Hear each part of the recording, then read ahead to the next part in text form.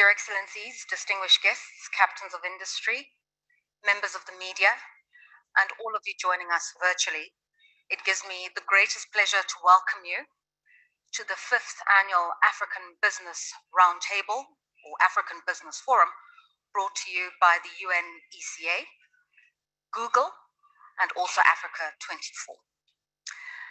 This is an annual flagship event that takes place on the sidelines of the summit of the African Union. And effectively, it's meant to be a dialogue that brings together the private sector and the public sector to talk about the issues that pertain to Africa today and to see how we can accelerate programs that will lead to a collective accomplishment of the goals that we deem fit.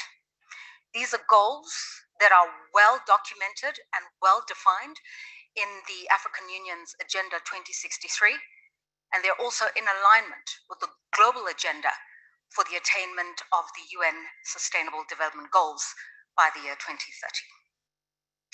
Our theme for this 5th African Business Forum is investing in multimodal transport infrastructure and optimize the benefits of the African Continental Free Trade Area. It's a focus essentially on transportation, aviation in particular, and the tourism economy, through which there are incredible synergies across the value chain. So let me talk you through some numbers, just by way of describing and explaining why we're here today. How do goods move around the African continent? Well, statistics show that road is king, and that in terms of goods and services, we are looking at a figure of 77% and more of how goods are ferried from one market to another. When it comes to commuters, people going to work, people moving from country to country, road accounts for 90% of how people move across the African continent. Shipping. This is how African minerals and African resources are led to the international market. Shipping constitutes 62% of how goods are moved in the continent and out of the continent. Air travel, although it's glamorized by Nollywood and Hollywood, it only really accounts for about 28% of cargo that moves in and out of the African continent. And then rail, even though we've got about 100,000 kilometers of railway lines, only 1% of goods that move through African markets are moved by train. I'm talking you through these figures because if you look at them, you could say, well, it's an indictment. Rail at 1%, it suggests that we haven't invested in sufficient rail infrastructure or that there isn't maintenance. And that's true. And the conversations we're going to have here today will speak to some of those issues. But if you prefer to look at the glass as half full, then you could say 1%.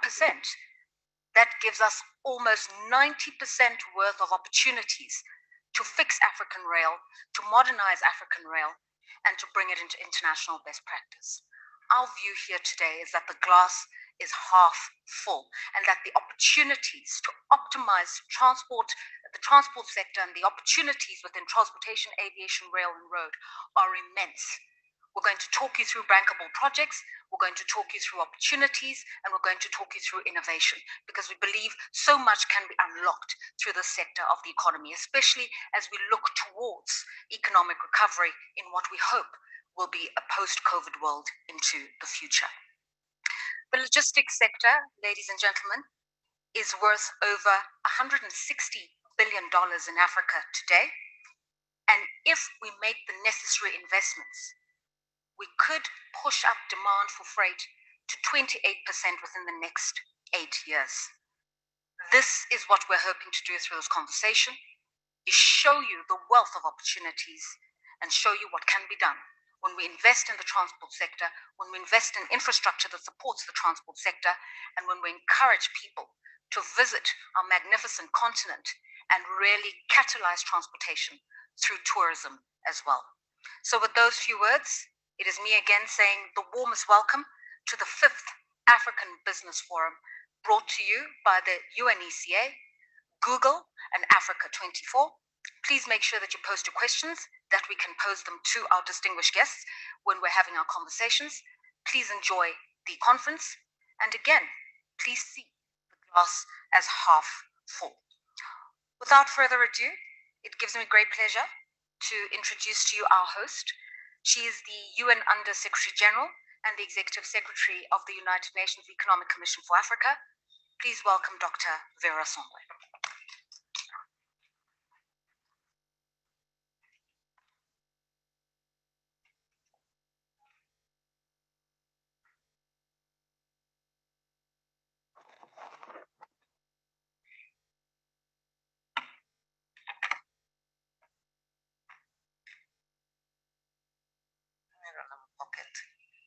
Good morning.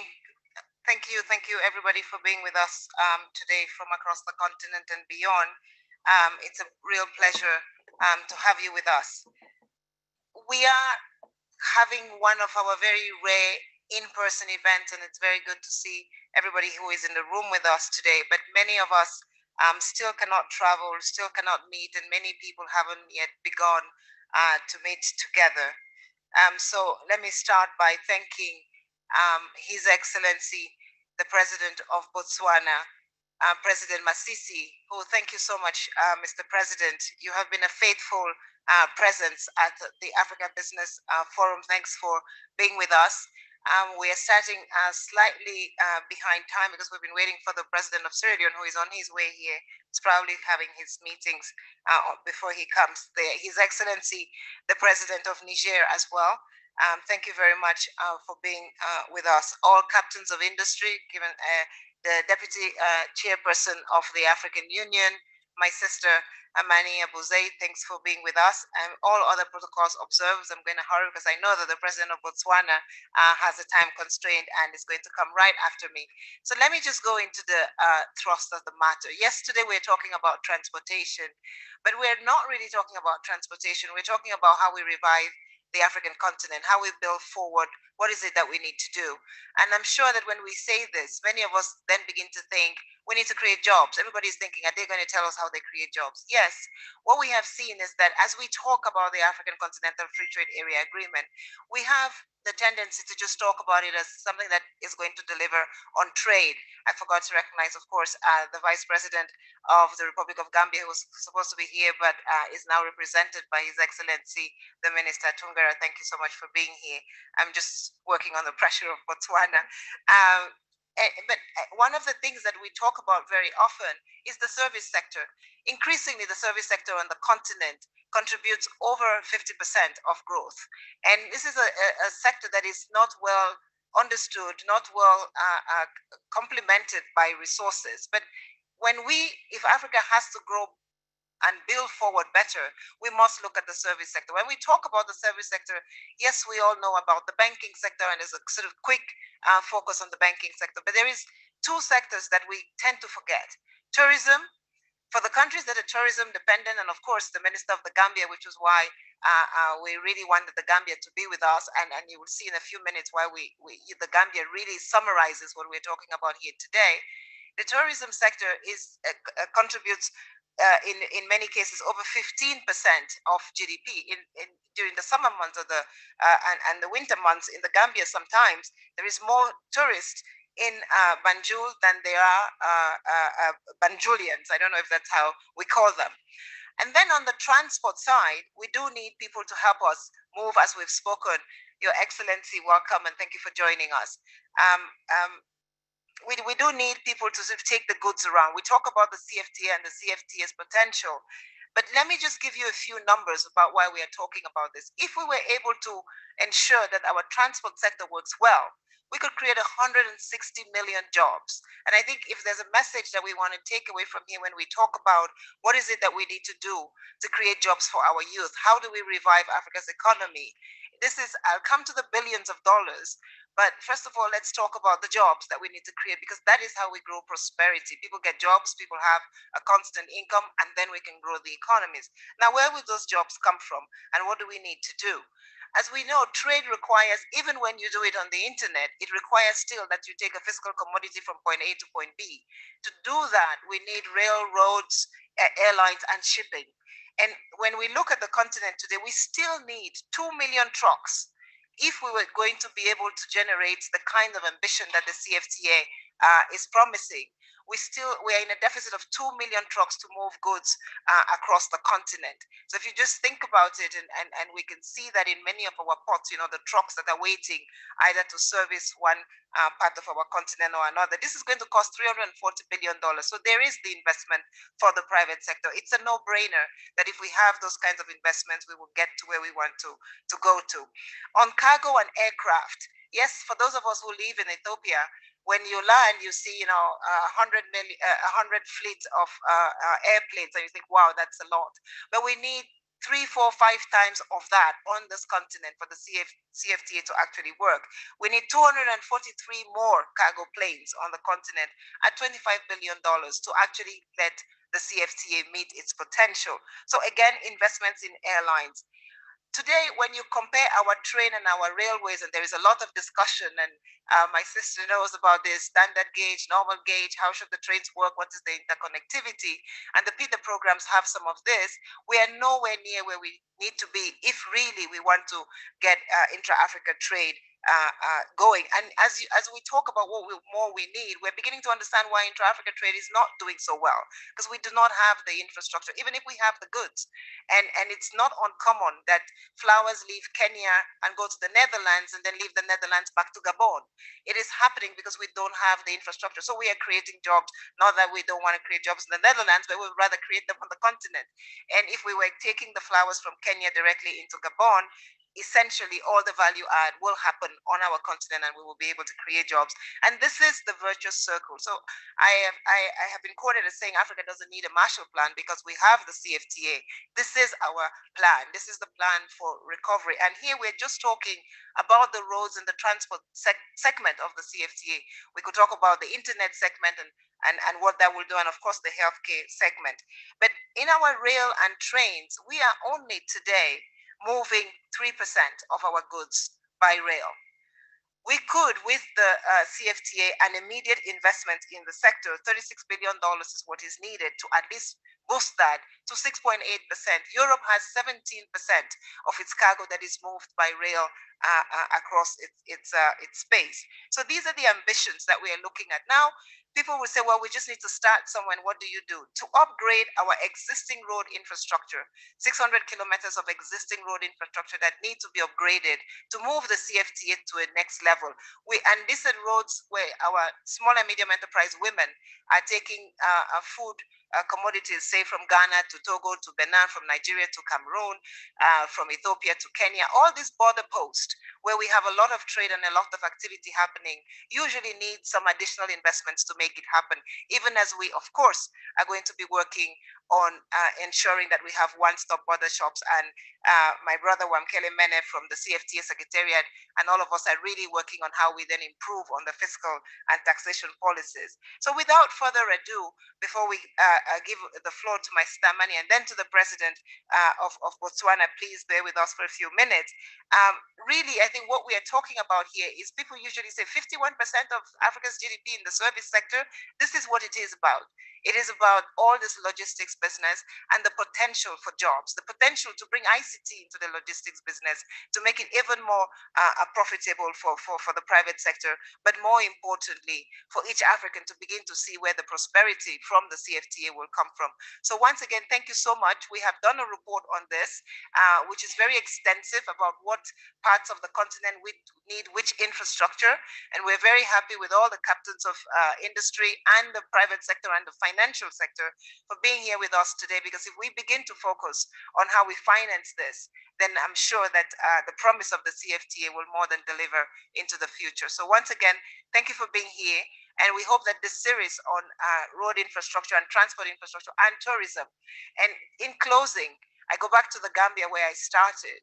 So the Gambia doesn't have an airline, but the Gambia is one of the countries on the continent that has one of the largest per population, per capita visitor increases. So when we talk about the single African transport market, we need those open skies, because you don't need to have an airline to get people to come and see the treasures that lie across the continent, from Djibouti to Dakar and from Cape to Cairo. There's an amazing amount of artwork, of culture that people can come into the continent to see. But the persistence of wanting to have national flags is actually stopping jobs being created in the tourism sector. And so again, our final plea is to say, can we come together and look at how implementing and ratifying the single African air transport market will really begin to generate jobs for the continent, open up this year, just ending, has been the year of arts and culture for the African Union, but we can't see all the arts and culture that exist on our continent if we do not let transport come in a way that is competitive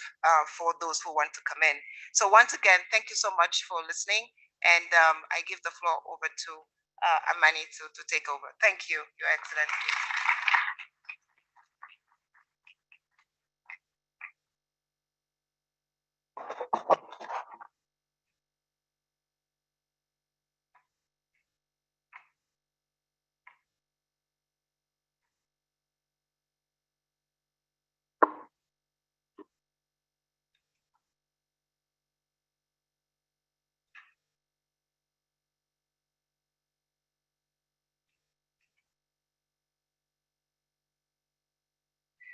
Bismillah ar-Rahman ar-Rahim. Excellencies, distinguished participants, and distinguished guests, ladies and gentlemen, all protocol observed. I would first like to start by thanking my dear sister, Dr. Vera Sonway, Executive Director of UNECA, and her team for calling and for organizing this Africa Business Forum on an important theme, which is transport, but with particular focus on aviation and tourism and their implication and connection linkages with the African Free Trade Area.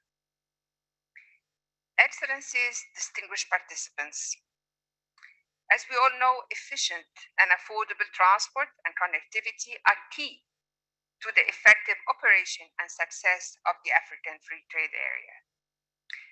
However, Africa still lacks in the area of trade competitiveness. Transport costs in Africa are among the highest in the world and harm our continent's productivity and competitiveness on local and international trade markets. High transport costs in Africa are partly due to insufficient, affordable, and reliable transport and logistics services. On average, transport costs in Africa are 63% higher than in developed countries. Transport costs represents between 30% and 50% of the continent's total value of exports, compared to an average of about 17% of the value of exports in other developing countries. For our landlocked countries, transport costs are significantly higher and may constitute about 3/4 of the total value of exports. These costs, as you know, have increased even since the advent of COVID, due to the cost for tests and the different health requirements, which is making transport and travel across the continent even more costly and more difficult, not to mention the complication of unharmonized health protocols across our continent. I also would like to congratulate UNECA and my sister, Dr. Vera Songway, for the excellent report, which she highlighted in her intervention. I'm not going to go through the different elements she highlighted, but let me focus on aviation in Africa. Aviation, as you know, is a driver for socio-economic development in our continent. It already supports over $60 billion in other sectors, and about 7 million jobs on this continent. African aviation, like in other regions, is important and crucial in the fight against the pandemic. And we've all seen how our carriers have been distributing, emergency and humanitarian supplies, including the vaccines. And having viable and efficient aviation sector is even more important than it has ever been. To promote Africa's physical integration and allow the effective operation of the AFCFTA, We at the AUC have been mobilizing efforts and attention to expedite the development and implementation of efficient and reliable regional and transcontinental transport infrastructure in Africa, mainly through our program for infrastructure development, abbreviated as PIDA.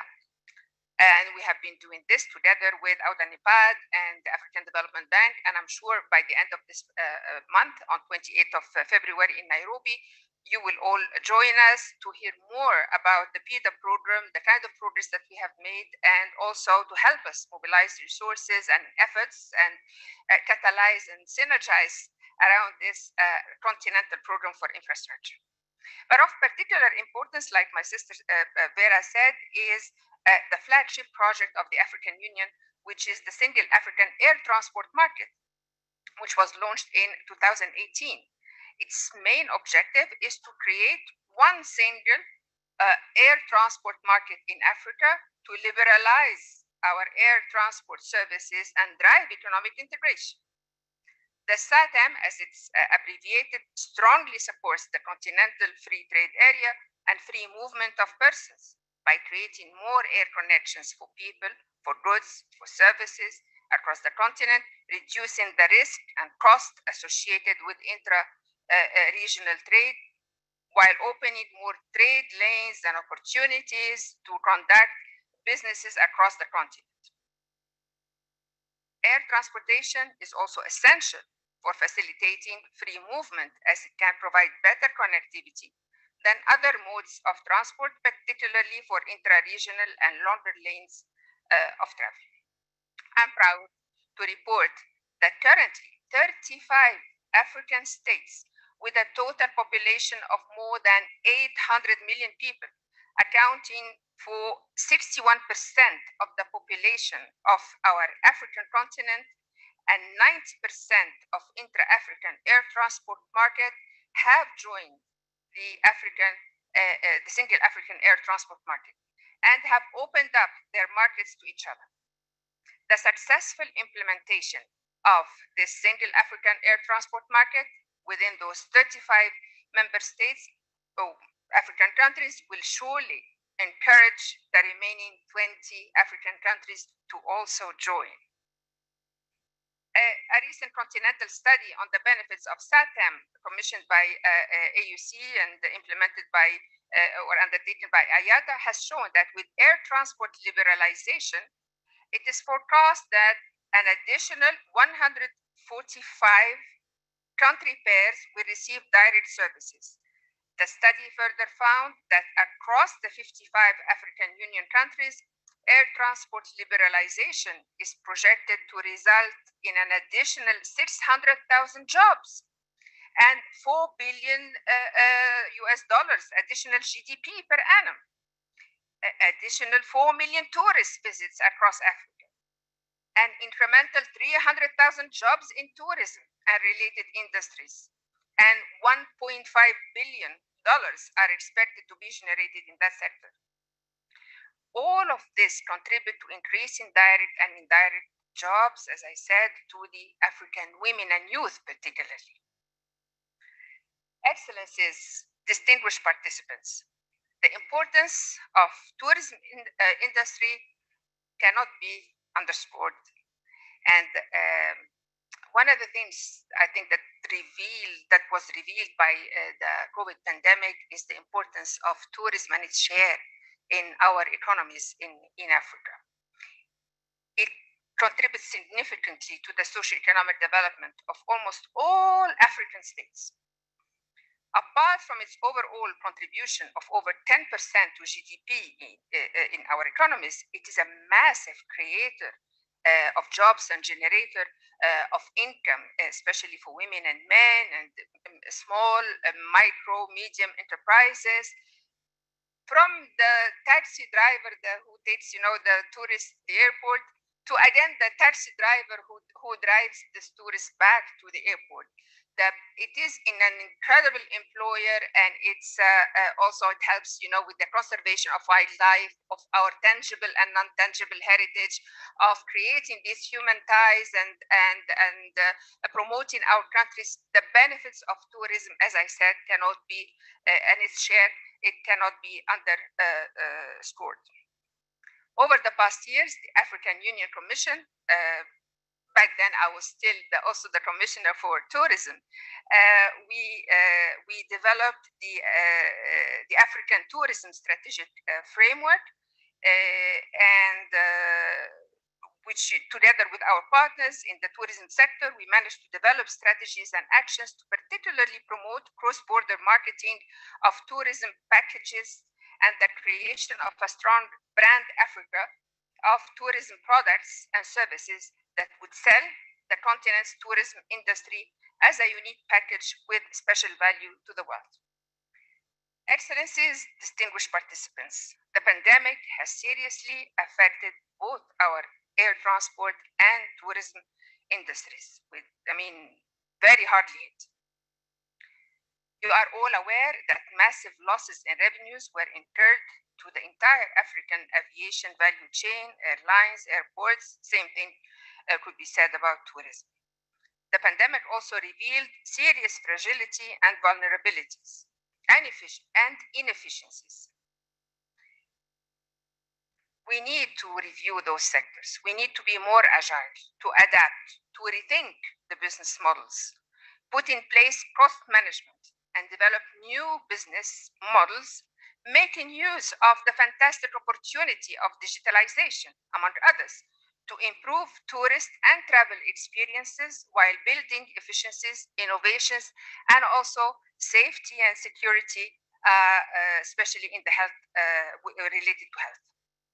The pandemic also highlighted the importance of diversification and promotion of our regional and continental supply chains, intra-African trade and intra-African tourism, and the need to urgently to harmonize the health protocols, as I said.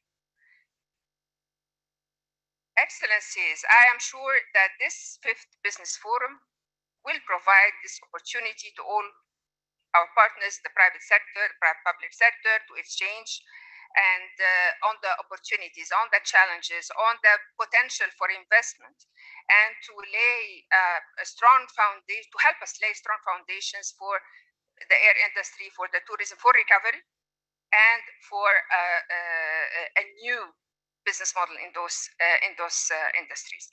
I look very much forward to the deliberations, and I once again thank you, Neka, for organizing this high-level forum, and wish you all a fruitful event. Thank you.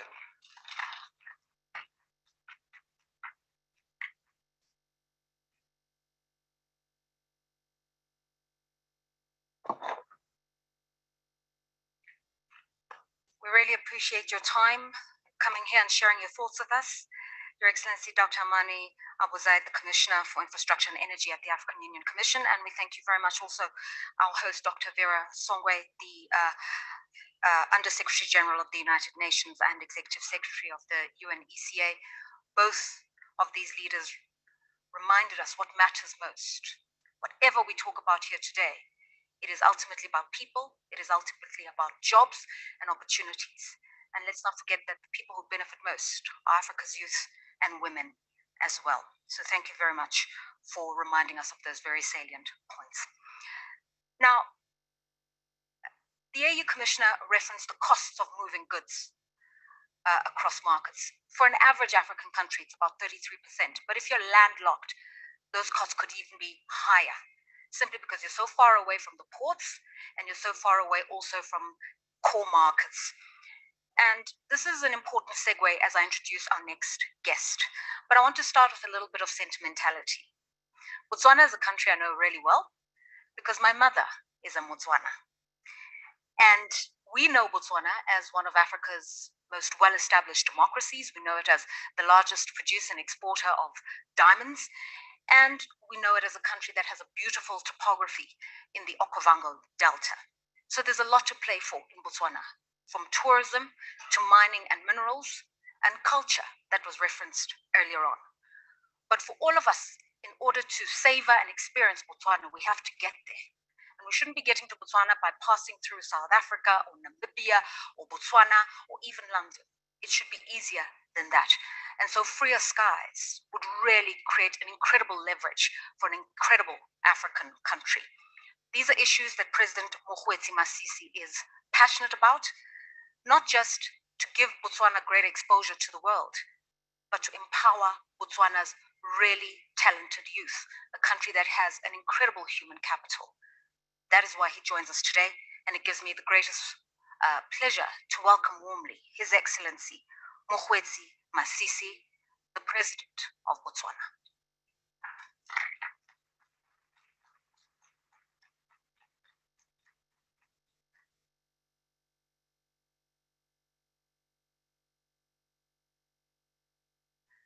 Just be aware that the President is joining us virtually, and so we're just making sure that technically our lines connect. We do know he's there. We have tested those lines, but let's just give some time to the satellite.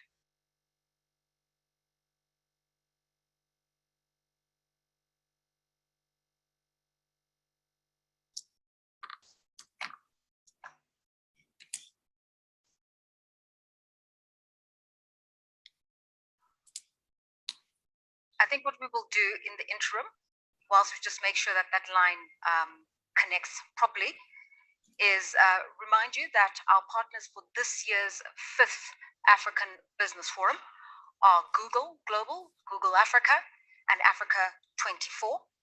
Google, as you know, is one of the world's top 10 most valuable companies. They are regarded as what you call big tech because they see an opportunity in how you utilize digital technology to underpin so many of the systems that drive industries around us. Transport and logistics can really benefit from big tech because when you utilize a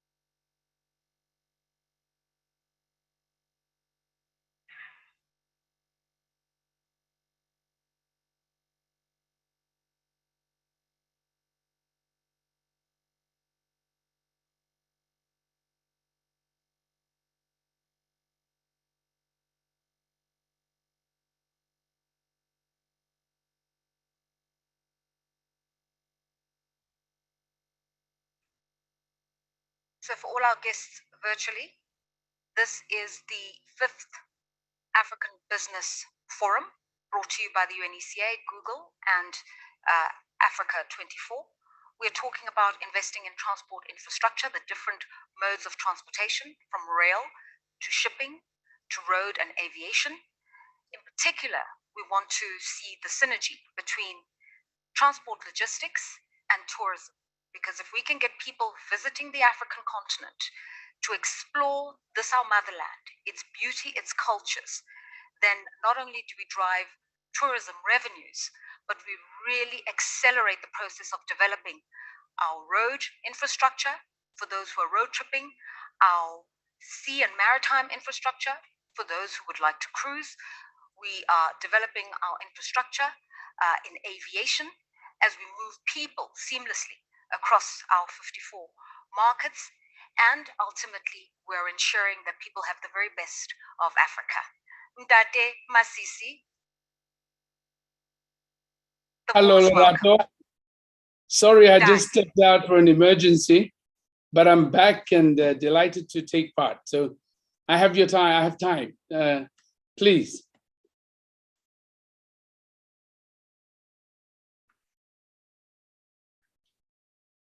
Business Forum. I yield the virtual floor to you, Rema Sisi. Over to you. Thank you very much, Madam Moderator. Your Excellency, Head of State and Government here present, the United Nations Economic Commission for Africa and its partners, captains of industry, here present, distinguished ladies and gentlemen. Allow me from the outset to preface my remarks by thanking the United Nations Economic Commission for Africa and its partners for successfully organizing the fifth Africa Business Forum, which is being convened on the margins of the 35th Ordinary Session of the African Union Assembly of Heads of State and Government, as well as applaud them for tremendously promoting entrepreneurship and development in Africa. I am privileged to be part of this important investment promotion initiative geared towards the realization of Agenda 2063, the Africa we want. The forum comes at an appropriate time when countries across the globe are struggling to recover from the devastating effects of the global health pandemic occasioned by COVID-19, which has adversely impacted the global economy and people's livelihoods. This forum affords us an opportunity to share experiences and innovative ways of transforming our economies for the betterment of our peoples, countries, regions, and indeed, the global community. The theme of this year's forum is investing in multimodal transport infrastructure to optimize the benefits of the African Continental Free Trade Area, a focus on air transport and tourism, challenges us to prioritize and devise innovative ways of growing our economies in the midst of the pandemic, particularly in the transport and tourism sectors. Your Excellencies, now bringing the theme closer home, I must hasten to highlight that, like other countries, Botswana's air transportation and tourism industry have suffered over the past 2 years due to travel restrictions brought about by the COVID-19 pandemic. This prompted government to put in place a robust economic recovery and transformation plan with the goal of resuscitating the alien sectors, among them the air transport and tourism. In this regard, Botswana recently revised the national tourism policy, which aims at leveraging existing resources to enhance citizen economic participation in lucrative tourism sites in the Okavango Delta, as well as national parks around the country. The revised policy seeks to promote domestic travel and intra-Africa travel through the implementation of key supporting projects, ongoing infrastructure upgrades, alignment to Africa Agenda 2063, and the implementation of an Africa Continental Free Trade Agreement. Furthermore, Botswana recently partnered with the European Union delegation to Botswana and SADC under the Job Creation Investment Climate in the Eastern and Southern Africa and Indian Ocean region, EASA-IO program, with the overall objective of promoting full and productive employment as well as decent work. Under the program, one of the priorities is to upgrade the eco-tourism value chains and increase investments, innovation, trade, and sustainable production, as well as consumption patterns. We remain optimistic that at the end of the program, we would have transformed the sector and recovered from the impact of COVID-19 pandemic. Botswana Air Transport and Tourism and the AFCTA. Botswana, ladies and gentlemen, is signatory to the agreement establishing the African Continental Free Trade Agreement, which is the world's largest free trade area since the formation of the World Trade Organization, WTO. In this regard, the government of Botswana has embarked on a number of key national projects to upgrade the existing air transport infrastructure to multimodal infrastructure, with a view to enable the air transport and tourism sectors to leverage on the provision and the aspirations of the AFCTA and Agenda 2063. The following notable projects demonstrate Botswana's readiness for uptake of the AFCTA. Total upgrades and expansion of the Gaborone, Francistown, Maung, and Kasane international airports for increased demand for travel, as well as air transportation to support the transport and tourism sectors. The Kazungula Bridge, the majestic Kazungula Bridge, connecting Zambia and Botswana completion. Mohembo Bridge, the Platjan Bridge development projects for improved road and air linkages and travel into and out of Botswana. Implementation of the revised tourism policy with the aim of transforming and diversifying our economy through promoting domestic and foreign direct investment so as to boost the air transport and tourism sectors. The signing of the single African air transport agreement aimed at facilitating the development of a single African air transport market for easier travel around the continent, thus promoting a smooth flow of services, goods, and people in the continent. The implementation of e-visa and the e-passports for efficient cross-border travel, trade, and tourism. Development and implementation of virtual platforms, namely Virtual Botswana Travel and Tourism Expo, launched in December 2020, the Virtual International Tourism Bourse, launched in March 2021, as well as the Botswana Live Virtual Tours campaign, launched in August 2021. The liberalization of air transportation and tourism sectors to allow for private sector in participation and private air charter services. This initiative has indeed attracted a lot of interest and participation from both local and foreign investors. Distinguished ladies and gentlemen, Botswana aspires to become a regional logistics and tourism hub. Therefore, be rest assured that despite Botswana's relatively limited market size and landlocked position, its central location in SADC presents multiple opportunities for investors seeking to tap into their air transport and tourism sectors in the region because of her strategic location. Furthermore, Botswana's air infrastructure is international civil aviation compliant, less congested, and offers a more competitive fee structure. The country has a capacity to serve as a satellite hub, complementing other regional hubs, and to service niche markets, as well as underserviced routes, thus expanding its air freight and air passenger volumes into Africa as a whole. Botswana's growing tourism market will be aligned to growing cargo and logistics capacity and opportunities within the country. Distinguished ladies and gentlemen, Botswana's innovative intra-regional corridor developments and interconnectivity of road, rail, and air cargo provide a modal platform to access local, regional, and international markets. This is why we continue to promote opportunities in the air transport and tourism sectors by creating a conducive investment environment with the following incentives: no foreign exchange controls, remittances, and full repatriation of profits and dividends. No restrictions on business ownership. Duty-free import of machinery and equipment for manufacturing purposes. Custom duty exemption on raw materials for goods going outside of SACU.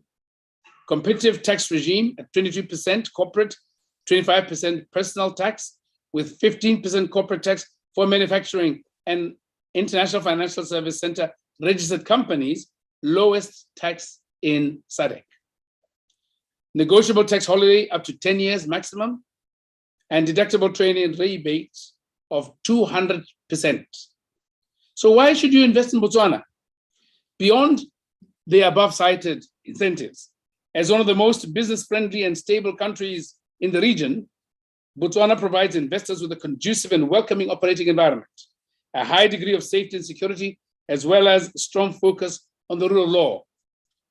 To conclude my remarks, distinguished ladies and gentlemen, let me emphasize that Botswana is on an economic diversification drive that ensures liberalization of air services and deregulation of domestic tourism industry for increased connectivity in air travel, regional and global air links.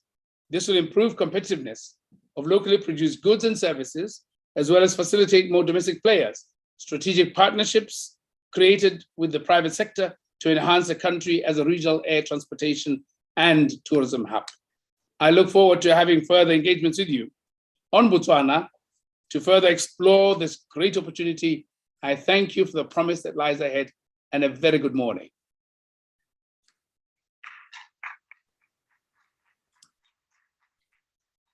We're really grateful to you, Your Excellency, for taking time from your busy schedule to join us, to share your insights, and also to tell us how wonderful Botswana is. I've also told them too.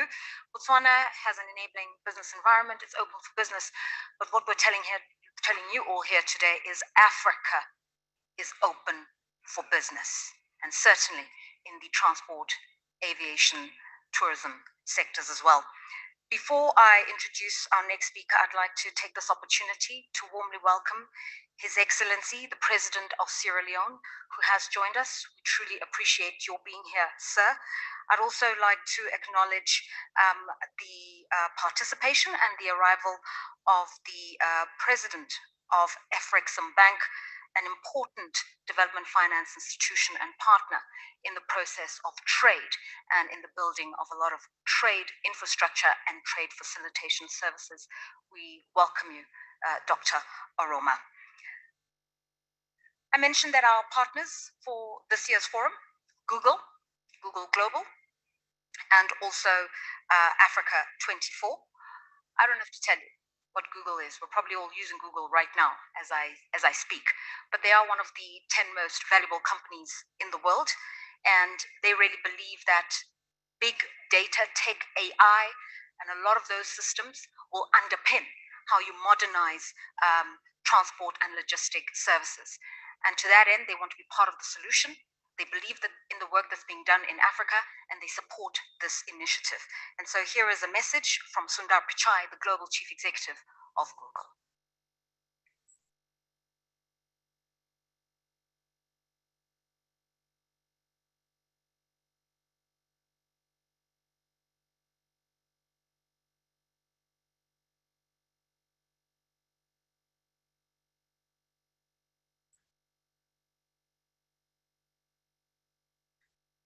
To address this business forum on the occasion of the African Union Summit.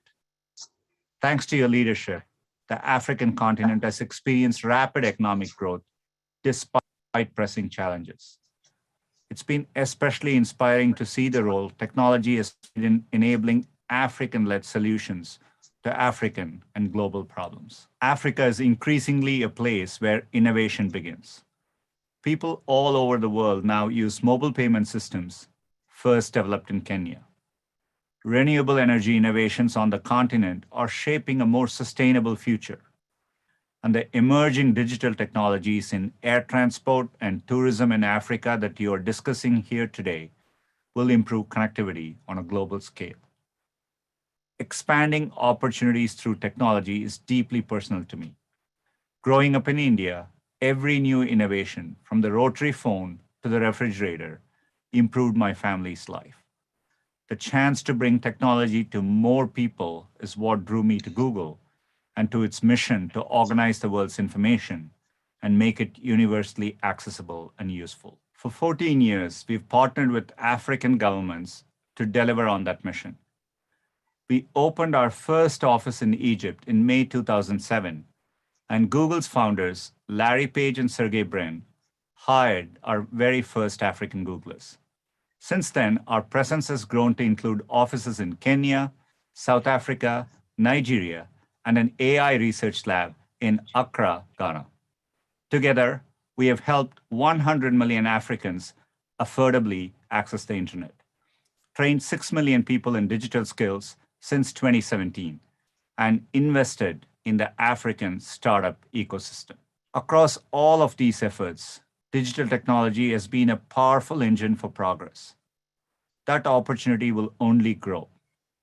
300 million more people will come online in the next 5 years. Many of them are young, entrepreneurial, and digitally savvy. What's more, the African Continental Free Trade Area will boost intra-African trade and generate investments in infrastructure. Said simply, Africa is on the brink of a digital transformation. Companies like ours can play an important role in partnership with governments, the African Union, and the UN Economic Commission for Africa. Last year, we announced a plan to invest $1 billion to support digital transformation in Africa.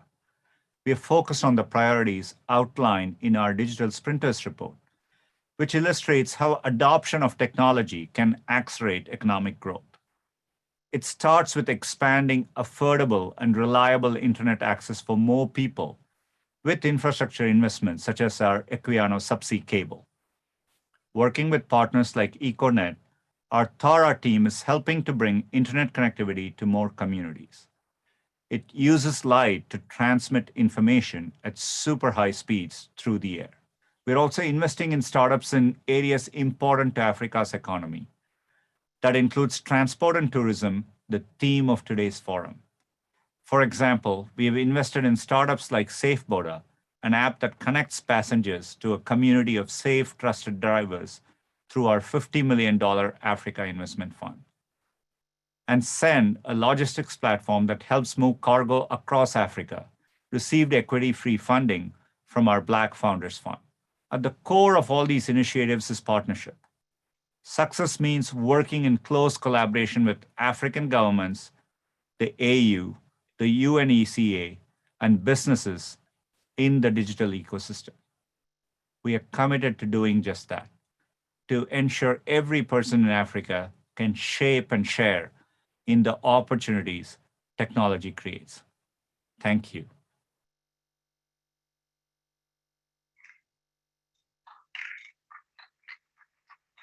Yeah, I was about to say, yes, he's virtual, but he deserves a round of applause from the room. Thank you very much to the Global Chief Executive Officer, Sundar Pichai, who is the head of Google and Alphabet. Thank you very, very much. Okay, he says Google believes in Africa because Africa is on the precipice of a digital revolution. That is why we're having this conversation, because so much of that innovation is going to manifest in the transport and transport infrastructure space. Opportunities we should leverage.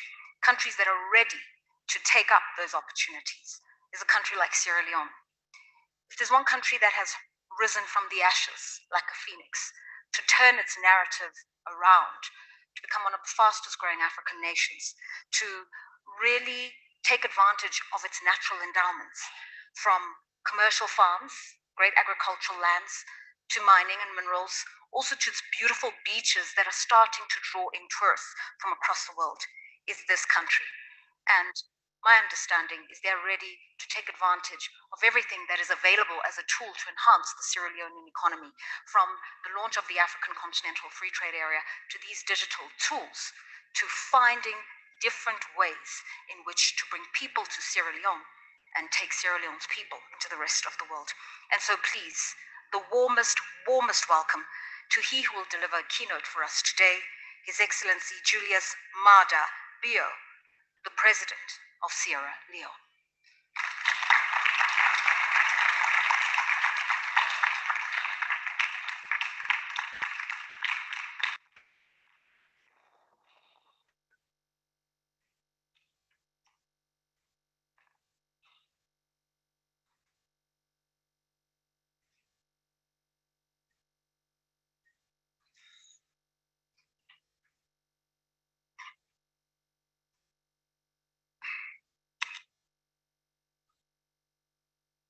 Your Excellencies,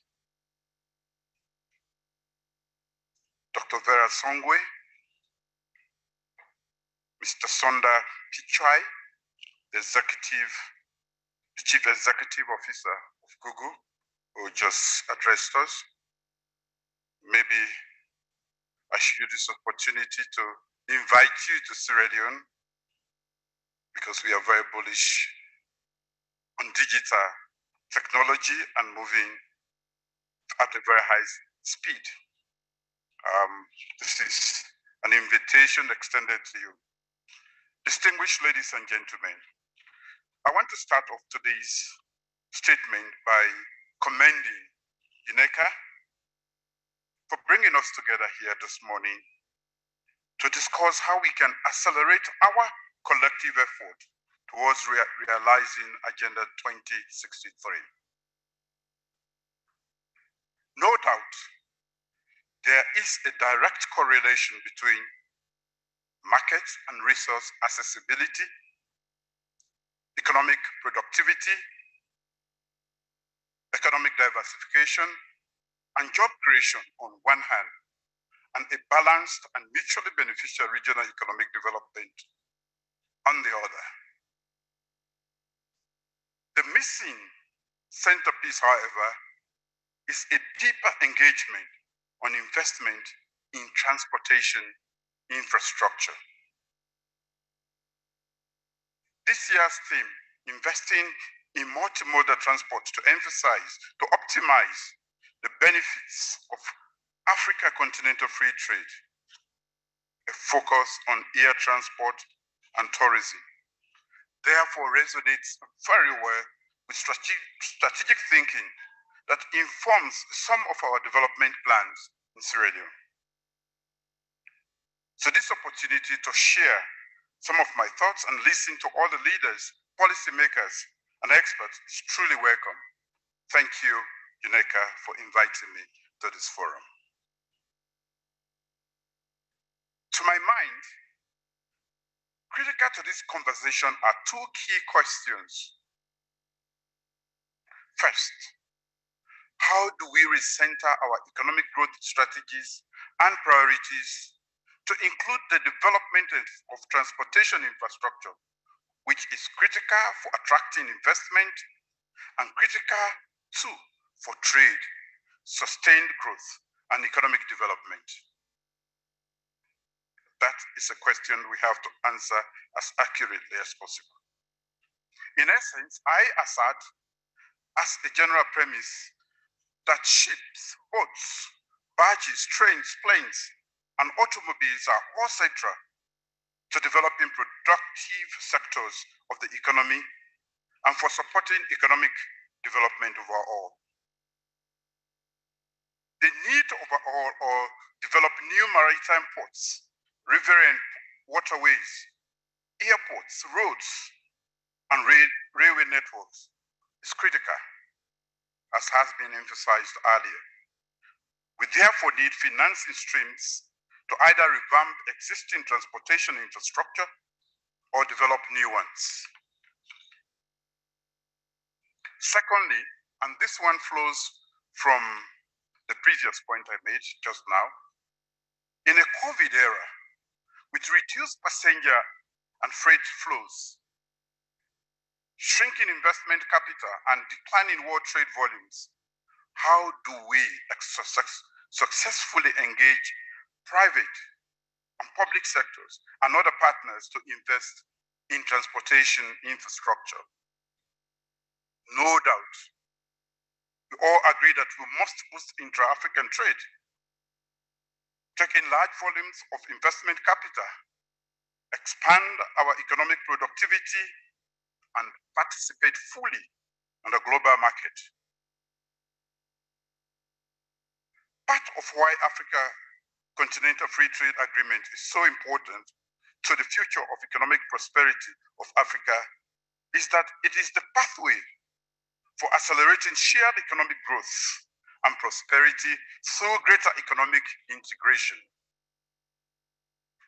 But poor transport infrastructure and the comparatively prohibitive existing cost of transportation to, within, and out of Africa are among major constraints that impede economic productivity and economic integration in Africa.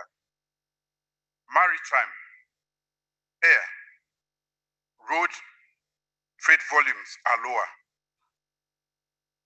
This has implications for other sectors of the economy, including manufacturing, mining, agriculture, and tourism. Some of the reasons for the poor transport infrastructure include dwindling public finance investment in transportation infrastructure, As it is, governments are contending with high debt burdens, rising inflation, generally low productivity, etc. This has further worsened with the effect of COVID-19 pandemic on African economies in general. Private capital has been unable to support the wholesome development of transportation infrastructure. Ladies and gentlemen, how do we go beyond these? It's an imperative because Africa must move forward. First, the ratification and implementation of intra-African agreements that facilitate trade and economic development is important because it improves connectivity and reduces cost. Following the ratification of the African Continental Free Trade, Sierra Leone was one of the first states to take the proactive step of drafting and validating a new national trade strategy developed with the support of UNECA. This was informed by 200 consultations undertaken with the various stakeholders in country, from the public sector, private sector associations, development partners, and think tanks. Beyond policy, we are looking for opportunities and possibilities. A key part of our domestication plan included a coordination meeting that helped our partners align their investments and efforts with the activities outlined in the strategies action plan. As a result of implementing the AfCFTA, we are also working with UNECA to update our industrialization policy and strategy on special economic zones in line with expected structural transformation of our economy. For smaller countries like Sierra Leone, integrating with wider market is essential to our economic growth and diversification. It is only by accessing a wider market that our businesses can scale up production and attract investments in diverse sectors. It is only by participating in this larger market that our producers can add value to our raw materials and supply inputs to regional value chains. It is only by implementing the AfCFTA that our citizens can have access to high quality made in Africa products. Sierra Leone has also committed to the single African air transport market, and we are working with for the full implementation of the Yamoussoukro decision for the liberalization of air transport markets in Africa. We encourage others that have yet to sign to make that commitment to SAATM.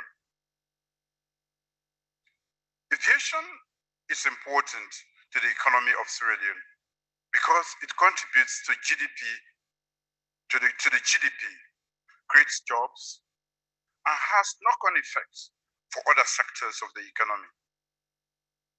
So, although Sierra Leone does not have a national airline, with its membership of the SAATM, it ensures that an eligible African airline is designated to operate routes from Sierra Leone.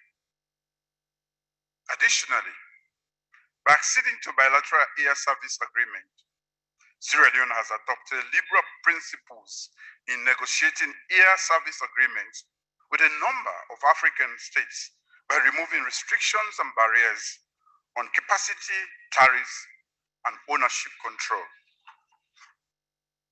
In addition, Sierra Leone has ratified the Montreal Convention and such other international commitments as the Cape Town Convention and its protocols. We believe that by making routes predictable, we can improve tourism inflows, passenger volumes, and support the export of perishable goods. Sierra Leone has also grappled head-on with challenges in the aviation industry. We are implementing urgent steps to improve ICAO safety oversight. We can maximize investor awareness of the potential markets we offer by improving data collection and research on air freight volumes and passenger experience. Currently, we are working on a private Turkish company to improve airport infrastructure at the only international airport in Sierra Leone. We are constructing a modern terminal building with state-of-the-art facilities. Also, part of Sierra Leone's development strategy is to build a bridge from the current airport to the capital. For those who don't understand, our airport is separated by a huge body of water between the city and the airport. Currently, a mix of ferry and private boat move people and goods across. The economic and other benefits of a bridge that joins the two land masses is immense. But there is a struggle mobilizing exclusively private capital to finance such a large venture. This is where we think multilateral institutions like the World Bank can come in with products like to de-risk such large capital investments in transportation infrastructure, thus making them attractive.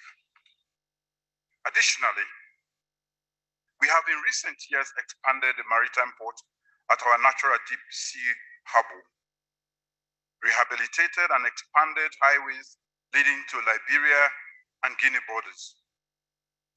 These initiatives demonstrate our willingness to invest in multimodal transport and have had the cumulative effect of positioning Sierra Leone favorably for opening up the rural economy and expanding trade. There is scope for more investment and expansion in new ports and possible rail networks to economic centers in the rural areas and into the sub-region. Geographically, Sierra Leone presents the shortest transshipment route to South America, Europe, and North America, 6 hours to all 3 continents. There is also a rich possibility of cooperation with our landlocked neighbors further on to develop transit infrastructure to our natural harbors. Beyond the immediate objective of transiting goods, transnational transportation infrastructure networks and corridors can connect and open up new production centers. The beginning of a sub-regional infrastructure master plan around energy and ICT have been promising, especially with the operationalization of the Transco CLSG line linking our 4 countries. Ladies and gentlemen, I would like to close, but let me say a big thank you to UNECA for this invitation and for its continued support to the government and people of Sierra Leone. The opportunities for new transportation sector infrastructure development are many in Sierra Leone. The prospects for making decent returns on investment are huge. The implications for sustainable economic growth, both nationally and across sub-region, are positive. On that note, I thank you for your attention.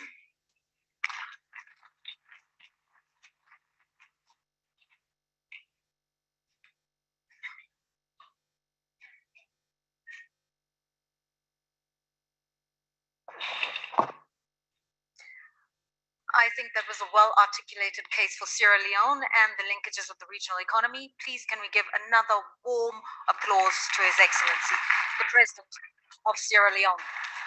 What I would like to do now is ask an opportunity of our Excellencies VIP guests to come forward for a photo opportunity. We do have protocol officials who will just manage. We can continue the program. Thank you very much. Okay, thank you, sir. I was under the impression that you were going to leave. Okay, we will be having a photo opportunity with our VIPs. I'm just gonna, put myself out there right now. Please, me too, in that photograph. Okay, let me use this opportunity now to call onto the stage our expert guests, leaders who are going to talk through the subject matter at hand, the high-level dialogue on multimodal transport in support of the African Continental Free Trade Area. Let me introduce them to you before I start firing away my questions to them as well. We have Her Excellency Monique Sanzabangwa, who is the Deputy Chairperson for the African Union Commission. Ma'am, thank you so much for being with us here this morning. As I said, we have Professor Benedict Orama, who's the President of the African Export and Import Bank, known as Efrexim Bank. We thank you very much for being here, Professor Orama. Virtually, we have Mr. Alan Kilavuka, who is the Chief Executive Officer of Kenyan Airways, who's being teed up as we speak, going to give us a perspective from the aviation sector. We're also joined, quite generously for his time, by the Honorable Mamadou Tangara, who's the Minister of Foreign Affairs in the Gambia, and he'll address us also later on this morning.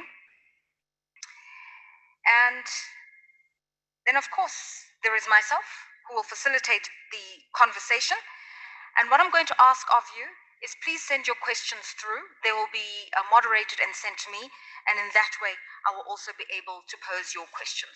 So whilst they're lining up our guest from Nairobi, I will take my seat, and then we will have our conversation.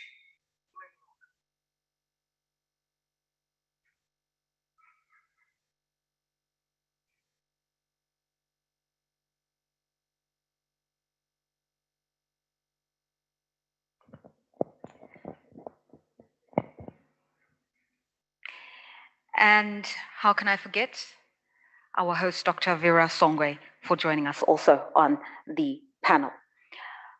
Let me start with you, Deputy Chairperson, Monique Nsanzabangwa. And we've mentioned a lot, and we've spoken a lot about Agenda 2063. And I think at this stage, many people sort of understand what it is. But if you could help us by just talking us through some of the most significant priorities of Agenda 2063 and how investing in transport infrastructure could really accelerate those goals for Africa and for the work that you do.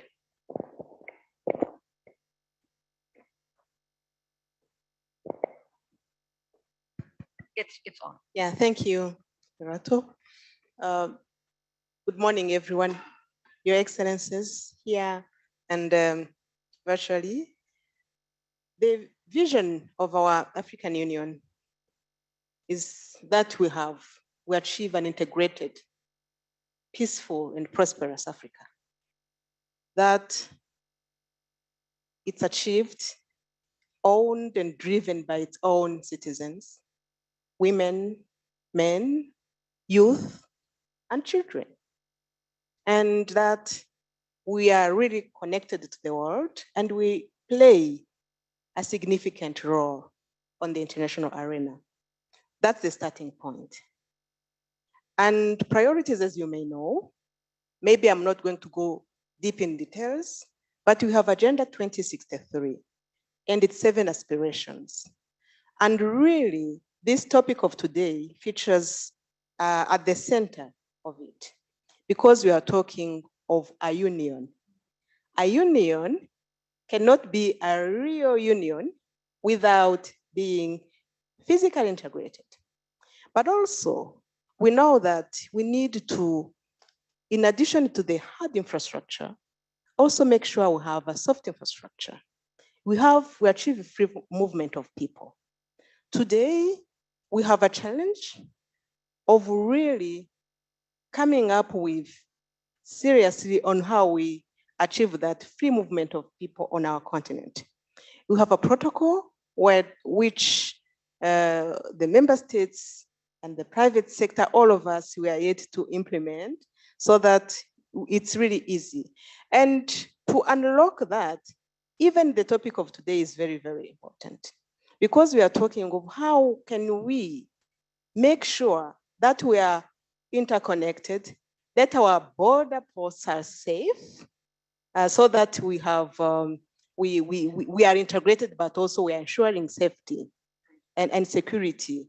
And the digital infrastructure is key in making sure that we actually harness that capacity of having integrated data systems and being able to manage that.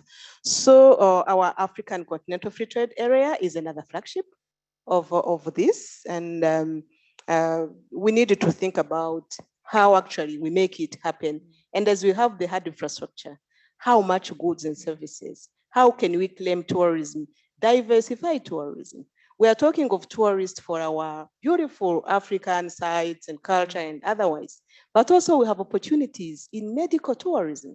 How can we claim back many people, African citizens, going outside Africa to seek for medical care? How can we also have investment in infrastructure in the health industry that can also support that? So all are some of the priorities, and I'm glad that we are discussing this enabler, which is the infrastructure. And it shows me that you've been thinking outside the box. I want to stay with you, Madame, and just say the extent to which we talk about this African Continental Free Trade Area and Agenda 2063. Do you think sufficient thought has been given to the case of women as entrepreneurs and traders and the youth as entrepreneurs, traders, and innovators? That's one of the aspirations, actually. Yes, women, youth are at the center. And our business, private sector, our DFIs are working towards that. And as member states, because our union is being implemented from the countries, the member states, from our regional groupings, from the civil society, from the private sector, because it's people-centered. And we have, like as we speak, a decade for empowering women economically and financially. We have targets to achieve actually gender parity across the union in our different programs and in the union organs. Youth representation, at least a target of 35% by 2025. So we really, in terms of vision and thinking and objectives, we are there. In terms of blueprints, we are there. Now, next step, where we are at is implementation. Thank you. Thank you very much to you, Deputy Chairperson of the African Union Commission. Let me bring you into the conversation now, Professor Benedict Orama, because DFIs have been mentioned. And it's almost your clarion call, it's almost your passion to make sure that there is trade facilitation and there is an actualization of this African Continental Free Trade Area. We're not just talking about it, but we see it in action. Every so often we hear about Afreximbank is sponsoring and supporting new payment systems, supporting this element of the agenda. Tell us about the work that you're doing and how you are bringing to life this Continental Free Trade Agreement. That it's not just a term, it's something we do, it's something that business can actually live, breathe, touch, and transact through. I think your microphone is on, sir. Yeah. No, thank you very much, Your Excellencies. Let me thank Sister Dr. Vera Songwe for the invitation. The subject. It's on. It's on. It's on. Sorry. Perfect. Yeah.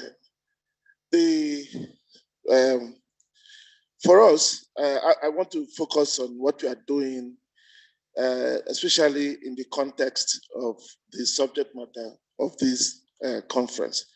which is air transport and tourism. We are paying particular attention to all those things we can do to facilitate the implementation of the AFCFTA. We have looked at the constraints infrastructure plays on intra-African trade. So if we really want to grow the trade, of course, we have to build the roads, build the railways, build the ports, and so on and so forth. But we've taken the view that we have to take a short-term, medium-term, and a long-term approach to resolving the problem, because the trade agreement is now under implementation. So there will be no time to wait for 5 years to build railways and all that. Those investments must go on, and we must plan and do them, but we must make sure we use what we have and grow the trade. So we think the air transport is one way. Globally, air cargo carries about 35% of trade. But in Africa, in the context of intra-African trade, we don't think it carries up to 3%. But it is the quickest win in our view, because every country on the continent has many airports, more than one airport. So we have at least that infrastructure. Of course, some of the airports need to be upgraded, the runways need to be extended, but the investments to do this are not that much. The biggest constraints we have on the continent, the equipment to carry goods. That is one of the biggest issues. Now, if you want to carry goods by air, I think the study done by the UNECA has shown that we need about almost 250 aircraft, cargo aircraft. 250 cargo aircraft. I haven't put the figures in it, or it take you to billions of dollars in investment. We've made an estimate, and Boeing has also done, that we need about 160 billion in the next 20 years to be able to get the fleet we need to carry people and goods across the continent. So it tells you where the action has to be. For our Flexing Bank, we believe that the thing to do then is to find a way to provide the funding that will make those things happen, that is, the investments happen. It is easier for many international banks to finance, they provide a senior debt, what we call the aircraft financing. But if you want to buy a new aircraft, you need pre-delivery financing. Pre-delivery financing is normally unsecured. Then you need a junior loan if you're going to take an ECA loan. Those things are not easily accessible. Banks don't give it. So what that means is that you will not get to the stage of senior loan where the international banks can play. So that's why our Flexing Bank decided to go into those difficult areas to support. And we are proud that we really, I think we are the largest aircraft financier on the continent. We've done in the last few years more than $2.8 billion in financing. We did the big refleeting of Kenya Airways, the 20 aircraft that they bought, we financed them. We did Angola, TAG, we financed Ethiopian Airlines here. We financed in Nigeria, we financed Cote d'Ivoire, we advised Senegal. We are literally everywhere, doing new deals with Egypt and so on. But there are other things we also need to do, apart from the financing. If you look at using aircraft, the aircraft to promote tourism, you have to look at other constraints. Airlines, African airlines are owed hundreds of millions of dollars in different African countries because of foreign exchange issues. So that is why we've now decided to integrate the Pan-African payment and settlement system into the ticketing for the airlines. And we are discussing with the airline industry for that. So that somebody in Ghana who wants to buy a ticket from Ethiopian Airline just pays the city. Ethiopian Airline will get what they need. So we don't need to then have this backlog of debt in different African countries. What that would then mean is that you immediately see many airlines increasing their destinations. because they are no longer going to be wondering what will happen if I go and my monies are held up in other places. And we've also seen that although we are doing the pre-delivery financing, doing the junior loan, that will not solve all the problem, because we also cannot fund everybody, because it's not everybody that has the credit to get this loan. So we are working with one of the leading airlines on the continent to put in place an aircraft leasing platform, because we want to take away the capital cost of acquiring these new aircraft. We've gone very far in developing that, so that we are able to lease those airlines to different aircraft, to different airlines, be them cargo aircraft, passenger aircraft. So that way, we immediately equip those airlines without giving them the debt that they cannot carry. And we are able then to manage them, manage the aircraft in a way that we are able to change them as needed, trade them as needed, and bring new aircraft. And we're able to then make it more efficient to use airlines to push into African trade initially, before we then go on to see the returns we get in the investments we're making on roads and railways. Professor Orama, we'll continue on that tack in a second, and let me just assure Mr. Kilavuka in Nairobi, a lot has been said here, and I'd like your views. But before I come to you, I'd just like to get reflections from you, Your Excellency Bio from Sierra Leone. You're hearing what the African Union is saying, what a development finance institution is saying. When you have these conversations, and you're sitting in a room with his business, with his DFIs, and you're a policymaker, how do you hope the conversation can be directed in a way that benefits your constituency, the people of Sierra Leone?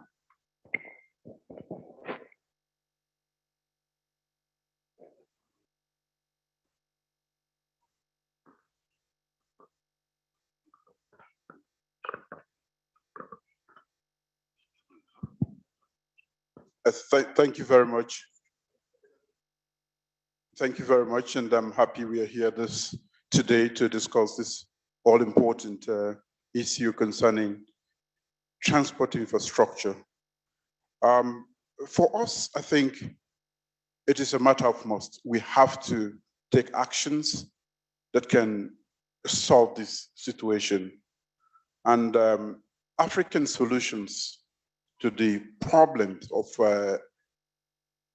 the lack of infrastructure for transportation in Africa must be sought. And therefore, I'm very happy that our brother is here from the bank, who has been working.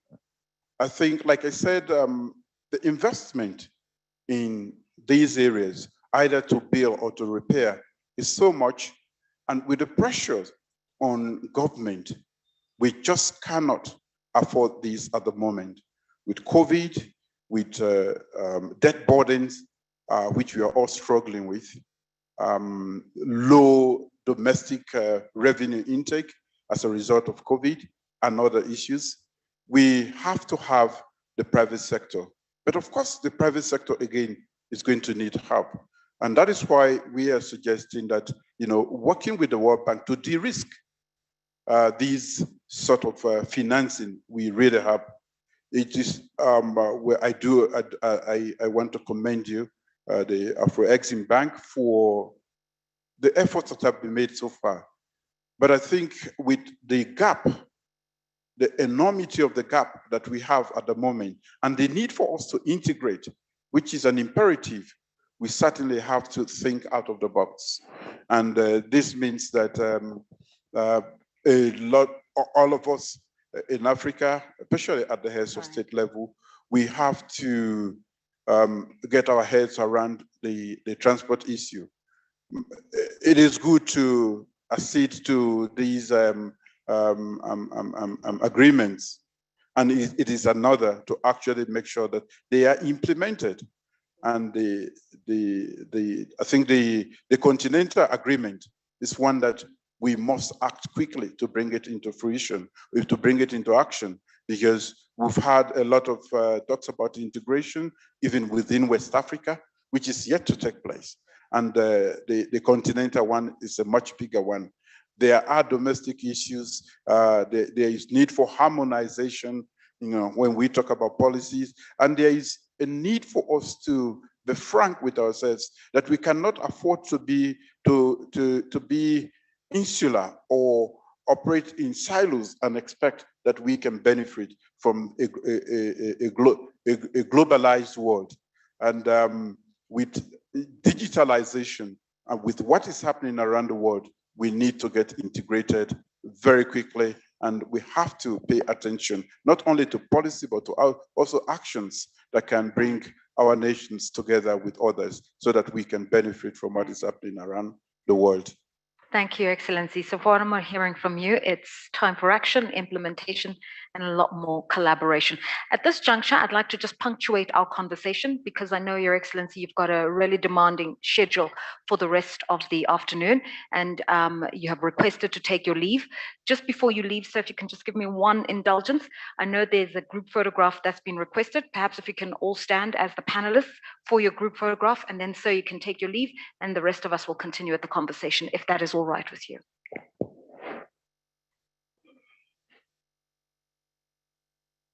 Yeah, do your picture.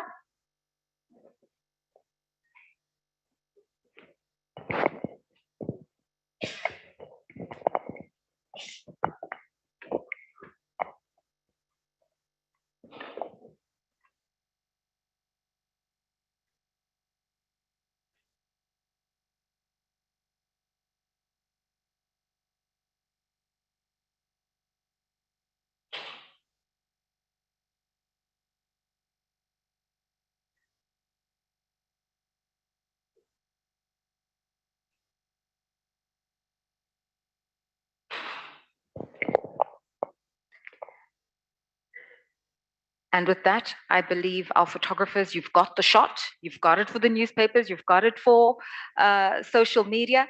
Please, a warm round of applause to His Excellency, the President of Sierra Leone, who has joined us, taken the time to be with us today. We thank you very much for your time, Your Excellency Julius Maada Bio, the President of Sierra Leone. As he takes his leave, may I ask our remaining panelists for the high-level conversation to take their seats. And what we will do now is begin with commentary from Kenya. I have not forgotten you, Foreign Minister of the Gambia. I want to just give you your own moment to say what it is you need to say. But can I bring into the conversation, joining us, I believe, from Nairobi, virtually, the Chief Executive Officer of Kenyan Airways. As you've heard, Alan Kilavuka, aviation actually becomes the most strategic of the transport modalities that we're talking about here today. Not to say rail is not important, road is not important, but actually in terms of efficiency, it seems as though the airlines could do a lot by ferrying people, tourists, and bringing in cargo. Talk to us about the strategies, if strategy is the right word for us to utilize, or the opportunities that airlines can capitalize on with the advent of the African Continental Free Trade Area and the many opportunities for financing and supporting aviation and airports that we've heard about this morning. Thank you very much, Lerato, and Your Excellencies, ladies and gentlemen. My pleasure to really share my thoughts on this very important subject, and also apologize that I was not able to physically be there with you and actually support the aviation and tourism industry that we are talking about this morning. But be that as it may, first of all, to agree completely with the previous speakers and start off by what you've just said, which is that aviation is one of the biggest catalysts for economic development, if not the biggest. And the estimates go all the way between 3% to 5% of GDPs in various countries. So an important sector for us, just like you said, because of the speed and the reach of the industry. And we have a second largest continent by landmass, and also second largest by population. So these people, especially with the advent of the African Continental Free Trade Area, we need to move, and also our goods need to move from place to place. And the most efficient way to do it is by aviation. Now, my view is a very strong view about how to move forward from an aviation standpoint when you talk about Africa aviation, which is that I believe that the Africa aviation space is very fragmented. We have over 300 airlines in Africa. Some of them are very small, and we continue to start new ones every day, which is the exact opposite of what is happening in other continents. We also know that if you look at other continents which have a much bigger industry from aviation, they have gone down the exact opposite of fragmentation. They have consolidated the aviation and therefore making their airlines and aviation industry a lot stronger and supporting their own free trade areas. So my strong view is that the future of aviation and the future of airlines in Africa is consolidation. We have to consolidate these markets and make ourselves more formidable, because the nature of the industry is that first of all, it's very complex. It's a very complicated industry. Secondly, it is very expensive, both from a labor and a capital perspective. The margins are very, very thin and very vulnerable to external shocks. Also, you know that we have very skilled manpower, so we need to see how we can share those skilled manpower across a consolidated position. So I also believe that once we consolidate the Africa aviation, it will support not just the Africa Continental Free Trade Area, but actually the actualization of the single Air Africa transport market. So I believe this is critical. This is important. I also believe that the faster we start to talk, which is something that I am personally championing, the better for us. We are losing a lot of time. We don't need to have necessarily airlines in every single country. We can do it the way the other countries have done it. You can have your tail, but definitely when it comes to the unit costs of operating airlines, they need to drop by us partnering and bring them together. Of course, there are other initiatives that will help us also, the policy issues that will help us, infrastructure development of airports, and improvement of those airports, improvement of taxes by reducing taxes and removing non-tariff barriers across countries, which is what the Africa Continental Free Trade Area will do. So I do believe that we have an opportunity here, like you rightly said, Lerato. You know, we should look at this as an opportunity to grow our market from only 3% of world travel market to close to what our proportionate size of population is, which is 16%.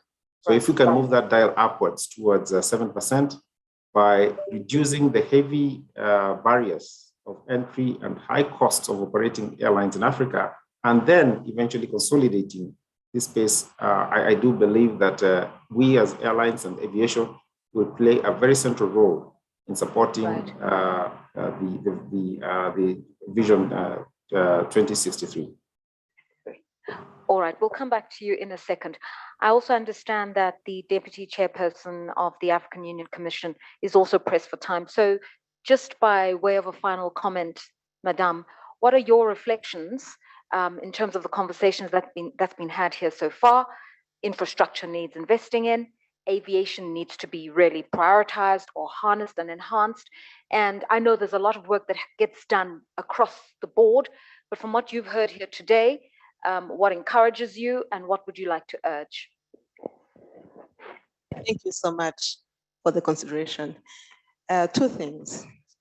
One is the African Union is mostly known for moderating an intergovernmental dialogue around policies.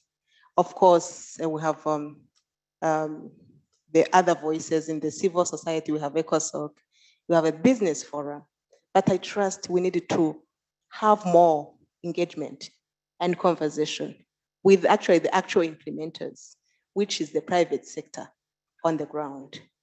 That is at the continental level, at the regional economic communities level, and also in country. I think that's a key powerful message. A second one is the role of our financiers. Afrexim Bank, ADB, we heard from our president in Sierra Leone talking about de-risking. We need also to tap our own financial institutions that are involved in risk managing. We need to tap our pension funds. Yeah. We need to address that issue of rating and around the financial infrastructure or structure on the continent. I think there is a way of actually harnessing more and having a Pan-African structure that is actually backing these investments we are talking about. And this was one of the powerful messages from the summit we just concluded, that we really needed to position ourselves and be strategic around these issues. And UNECA is going to be a thought leader in that, in making that brokering of policies and implementers on the ground for really solutions that work for Africa. Thank you. Thank you very much. Thank you to you, Your Excellency Monique Nsanzabanganwa, who has been pointing out to us different modalities for financing. And I can assure you, we've got another session in a short while where we're going to really look at some of those technical details. And thank you for your time. I'd like to just say, Honorable Mamadou Tangara, the Minister of Foreign Affairs in Gambia, you have to be the most patient man I've met in 2022. And I have to thank you for your grace and for your patience. But in this virtual hybrid world, so many moving parts. So thank you very much for your patience. But I think what I'd like to do now is yield the floor to you. You wanted to tell us a little bit about the story of the Gambia, a country in West Africa. I've been to the Gambia, by the way, I've been to Banjul, and such an incredible coastline, such tourism potential, and you've done all that marketing literally yourselves. I know you've partnered regionally, you've made sure that you use Dakar as an aviation hub, but those tourists just want to come to the Gambia. How did you get it right? And what are some of the best practices and lessons that can be learned by other countries that have this potential for tourism on the African continent? Thank you very much, Madam Moderator. Your Excellency Vera Songwe, Under-Secretary General and Executive Secretary of the United Nations Economic Commission for Africa, the President of Afrexim Bank, the Deputy Chairperson of the African Union Commission. It's a great pleasure to be here to represent my President and the Vice President, who would have loved to stay and participate in this very important forum. Talking about the Gambia, for those who do not know the Gambia, I used to describe it like my face. And the mouth, all the rest is Senegal, and the mouth is the Gambia. It's a tiny Anglophone country within a big Francophone country. And for those who do not know, at some point in history, France wanted to exchange Gambia with Gabon. And the British refused. Then later on, they Cote d'Ivoire. They still refuse because the Gambia has a strategic position and they all want to be there. And it's also many people will talk about Kunta Kinte not knowing that he's from the Gambia. I met this famous actor, Chris Tucker, and he said he will tell African Americans that if you don't know your history, go and read or watch the movie about Kunta Kinte, but not knowing that Kunta Kinte is actually from the Gambia. I think one of the potential we have as Gambia is the peace and stability that we enjoy in that country. And we touch wood, we've not been affected by any major conflict. And wherever there are conflicts around the region, we have massive influx of refugees who will come, integrate. Some of them will return back, some will stay. So it's a melting pot. And we enjoy also the cohabitation of Islam and Christianity. The country is 90% or more than that Muslim, and you have a Christian minority. But when it's Christmas, you think that the whole country is Christian. When it's Eid, you think the whole country is Muslim. I guess we like to party, that's why it's like that. And the Gambia became also very prominent in the international arena with our political impasse in 2017, which we managed with a lot of majority without any violence or anything. And just recently also we concluded a very successful and peaceful election with a voter turnout of more than 90% and a campaign which was free of any form of violence. And I think these are all recipes for a very good tourism industry. And we don't have much, we don't have more than the other countries, but I think the peace and the stability and the people are also very nice. We have our infrastructure, we still need to develop it. And we hope that Africa Exim Bank will come at some point to our support. In fact, my ministry, the one pursuing your accreditation to have diplomatic status in the Gambia. And my permanent secretary is here, she's a legal mind, and we are working on that. But I think the main thing that we have in the Gambia is that the people are nice, and there is no secret. You do any kind of study. I met the British Foreign Secretary for Africa and the Commonwealth. He said that he has his friend who came and bought a house in the Gambia because late at night they had a breakdown and they saw people coming. They thought they were going to assault them just because they were there just to help them. And after they wanted to give them something, they refused. And there is no secret. I think it's only the fact that we have peace and stability. And that's why that's the sine qua non condition for development. Right. And another thing also, we want investors to come, private sector, but the private sector cannot come when they are not sure about the stability of the country.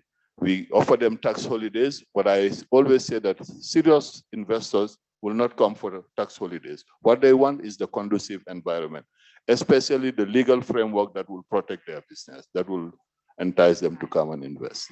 There's just one thing before I defer to other members of the panel. I mentioned earlier that when you're coming to the Gambia, most probably you'll fly through Senegal. And then, of course, you referenced your face as being surrounded by Senegal. Can you talk to us about partnerships? Why partnerships matter? Because, if people can come to the Gambia simply by flying through Dakar and the visa processes are simple, it's those kinds of synergies that make it easy for people to come to the Gambia. And it would be the synergies that can be replicated in other parts of the African continent to just make it easier as well. But I mean, many people, and especially tourists, are not coming via Dakar. Actually, that's the reality. Most of them will have direct flight to the Gambia. Most of the tourists that we are receiving are coming from the Scandinavian countries, and they will come with chartered flight. And just recently, we are also receiving many tourists from Russia, from the Eastern Bloc, but mainly the tourists are from the Scandinavian countries. And at some point in the Gambia, you even have radio program in Swedish. And from Britain also we have. And with the story of Kunta Kinte also, at some point we had a lot of African Americans coming, and we used to organize the Roots Homecoming Festival, and they will not necessarily go through Dakar. So we need a private jet, is what you're saying. Thank you very much, Honorable Minister Mamadou Tangara. Thank you for sharing the story of the Gambia with us. Just opportunities that exist for tourism and just making it easy to fly around the continent. Alan Kilavuka in Nairobi, I have two questions for you, some that are coming from the floor, but also something that triggered my mind earlier on when you were talking. If you heard the speech of Dr. Vera Sangwe earlier on, she said, let's just get people moving through the African continent. We shouldn't be so obsessed with ideas of national carriers, especially if governments as shareholders can't really maintain the national carrier and pay those risks. There are different ways in which aircraft can be owned, leased, and utilized. Just tell us about not necessarily the experience of KQ, because obviously you've partnered with other international aviation providers, but just what are interesting ownership and equity models that people can look into in order just to grow the sector in general? Thank you. Loretta, you said 2 questions. That's one. So let me tackle that one. So when it comes to partnering, consolidation, and models, business models, there are quite a wide range of them. And it's quite the simplest form of which is just interlining, which is just to agree to share a route with another airline, all the way to mergers, where you actually bring airlines together. And the reason why that's important to mention is because depending on the model, then you become more attractive to private equity. I believe the more viable an airline is, the more attractive you are to private equity. Okay. Now, the truth of the matter is that once you engage private equity, it does introduce an element of efficiency within the airline. So it's more important for African aviation to do that.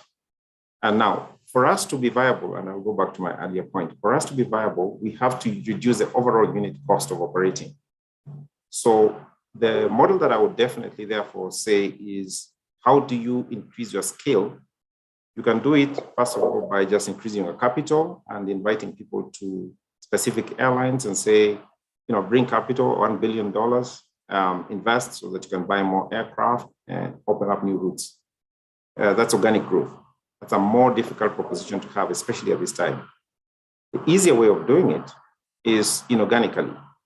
So look at airlines where there is synergies between the two of you, then you collaborate and cooperate, either through codeshare, which is a simpler form of it, or actually equity partnership at a level, either at a holding level or different, within the airline. So by doing that, therefore, you increase your scale very quickly and reduce your unit cost overall. And once you reduce your overall costs, you become more attractive to additional capital. You become cheaper, and therefore you can increase your market share. You can support what we're trying to support here, which is Africa travel and of both goods and people. And so it's going to be a symbiotic relationship. You grow because of the model that you're using. More people use you, and you reduce your costs because you're becoming bigger. The problem we have is that the viability of most of the airlines in Africa, they are not huge enough. The scale is very small, and therefore the unit cost is very high, and that is transferred typically to the users. That also doesn't help that we have a particularly higher cost regime from a tax perspective, which also needs the intervention from the states. There is a question that's coming through for you here, and the question basically reads, let's take intra-African travel of Africans more seriously. So it's not even just trade, but it's Africans traveling from one country to the next, from Ethiopia to the Gambia, to Angola, to Botswana, because Africans do have money to spend as tourists. From your vantage point, what are you seeing by way of African tourism within Africa? Yeah. So very, very poor. African tourism, intra-Africa travel is way below potential. And let me give you one example. So obviously, you know that we are Kenya is within the East African community. And within the East African community, supposed to be a free trade area, as it were. But when it comes to air transport, it's not. So the tax that I pay, the passenger service charge that I pay to travel from here to any of the East African countries is the same as the one that I would pay to fly to Europe or the US, which is a big shame.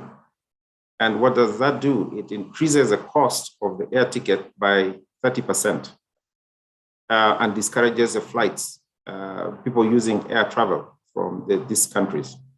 And instead, what they will do, although they have money, they would prefer to use road transport because rail is non-existent.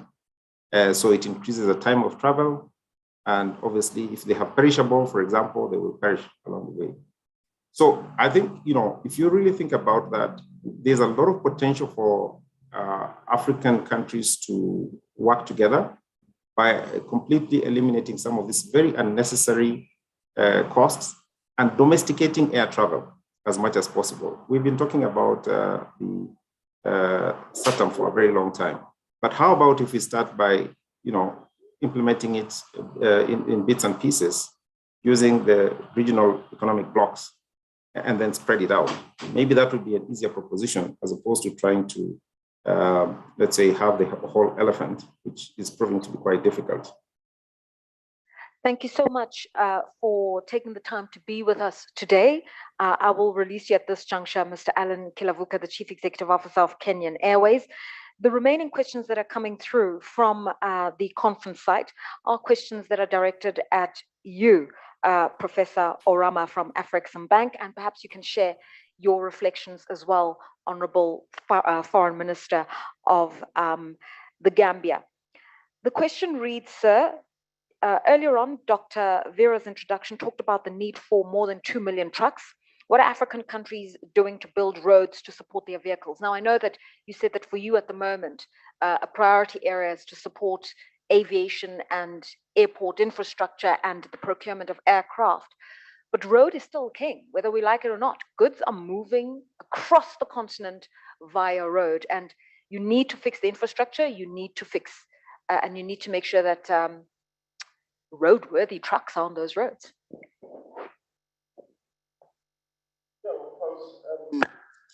We need to build roads, we need to build railways. We need to have the shipping lines. You have to use the maritime ways to also carry goods and people. What I said was, how do you stage them? Investment in those will take time to yield the results you are looking for. Whereas there are things to do today, and that's why I said the aviation provides you that. However, we need to do the other things. And for Afrexim Bank, infrastructure is not our forte, but we are trying to contribute as much as possible. And let me tell you one of the biggest problems we have in not having enough roads and railways. If you look at our roads and railways as we have them, you have only a few that are done to connect the countries.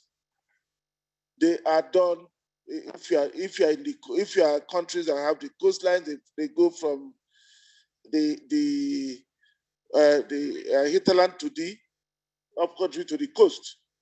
They do not go across to the countries that you have your east or west, depending on, or north or south, depending on where you are in the map of Africa.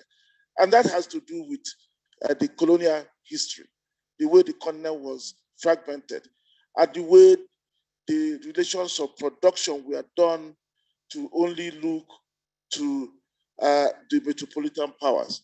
So what we need to do now is to change it. But we know from the studies done by different agencies that it will cost about $100 billion per year for 10 years. That's about $1 trillion to build some of those, of course, entire infrastructure, but largely the roads and railways. If you look at the combined annual budget of all the African countries, you will find that what I'm talking about, the cost to do infrastructure will be somewhere about 40% or so of the combined annual budget. What it means then is that you need the private money to go into this. The private money cannot go into this unless it's bankable. So what you need to then make sure that people see that markets exist. People do not know that things that people can do business across borders.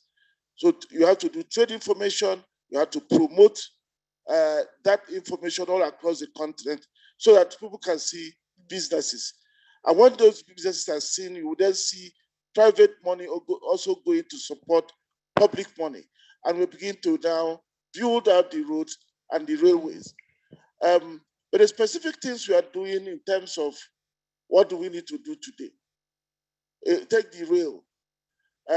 We have an arrangement whereby we support rail projects that some countries are doing to connect them, to make it more efficient to ship goods from one country, which is say landlocked, to another country that is by the coast, but through the most efficient route. We also discussing with the Angolans, for example, to do a railway that will get to Kasumbalesa and also be able to link to the railway that goes from Zambia to the Indian Ocean. So that would then link the Atlantic Ocean to the Indian Ocean, and so on and so forth.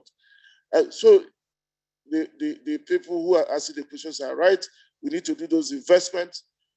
However, we need to see how to do what we have to do today to make sure that goods begin to move, so that we begin to create the businesses that will make private money to also go into the other investments that will take a longer time to implement.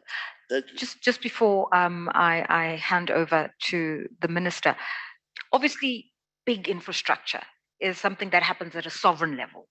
And that's where we've also seen a lot of these PPEs and the parent and syndicated loans and complicated finance, the stuff that you're very good at.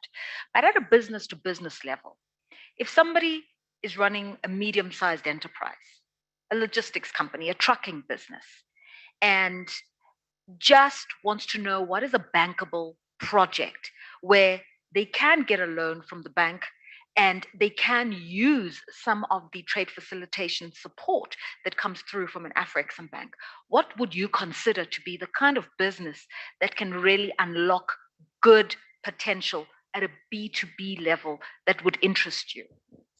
Oh well, that is normal thing we do every day.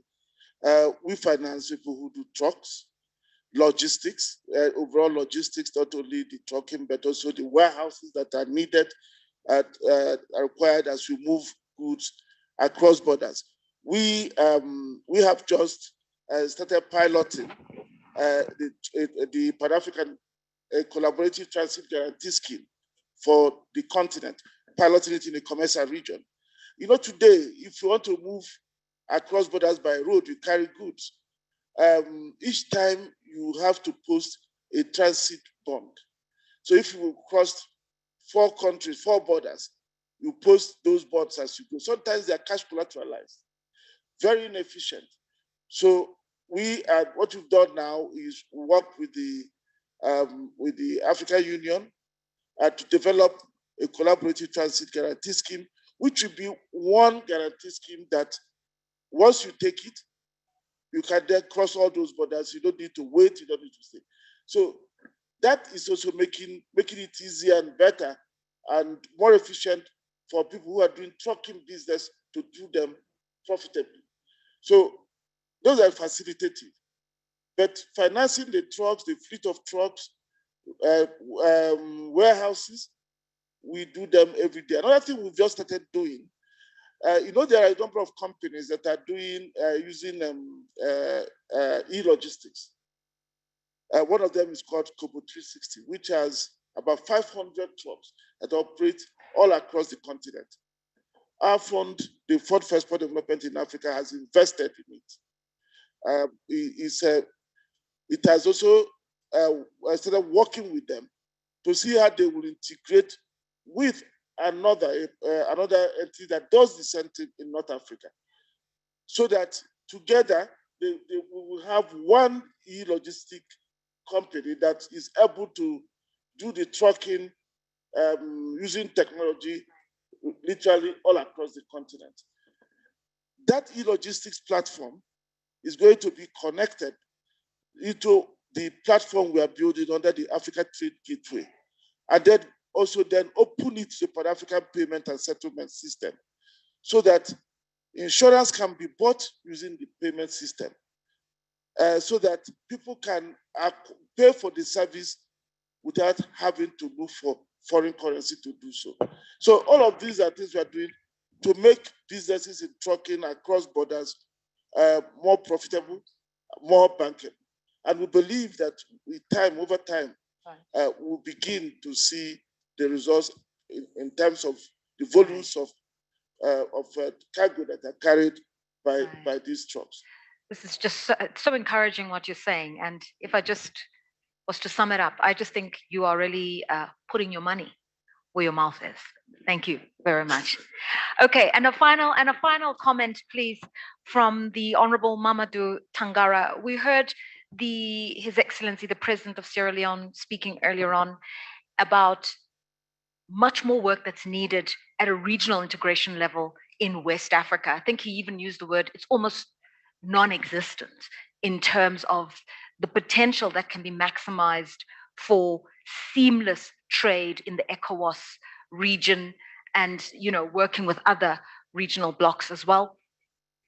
From your perspective, what are the kinds of things that leaders could be doing in your region to support local businesses in the Gambia, to support the tourism economy in the Gambia, and make sure that you're all really singing from the same hymn sheet, holding hands, so that you all win, so that the region wins as a whole? Very much. See, I sincerely believe that if we want to move and leapfrog, we have first and foremost occupy the driver's seat. That's a fundamental thing.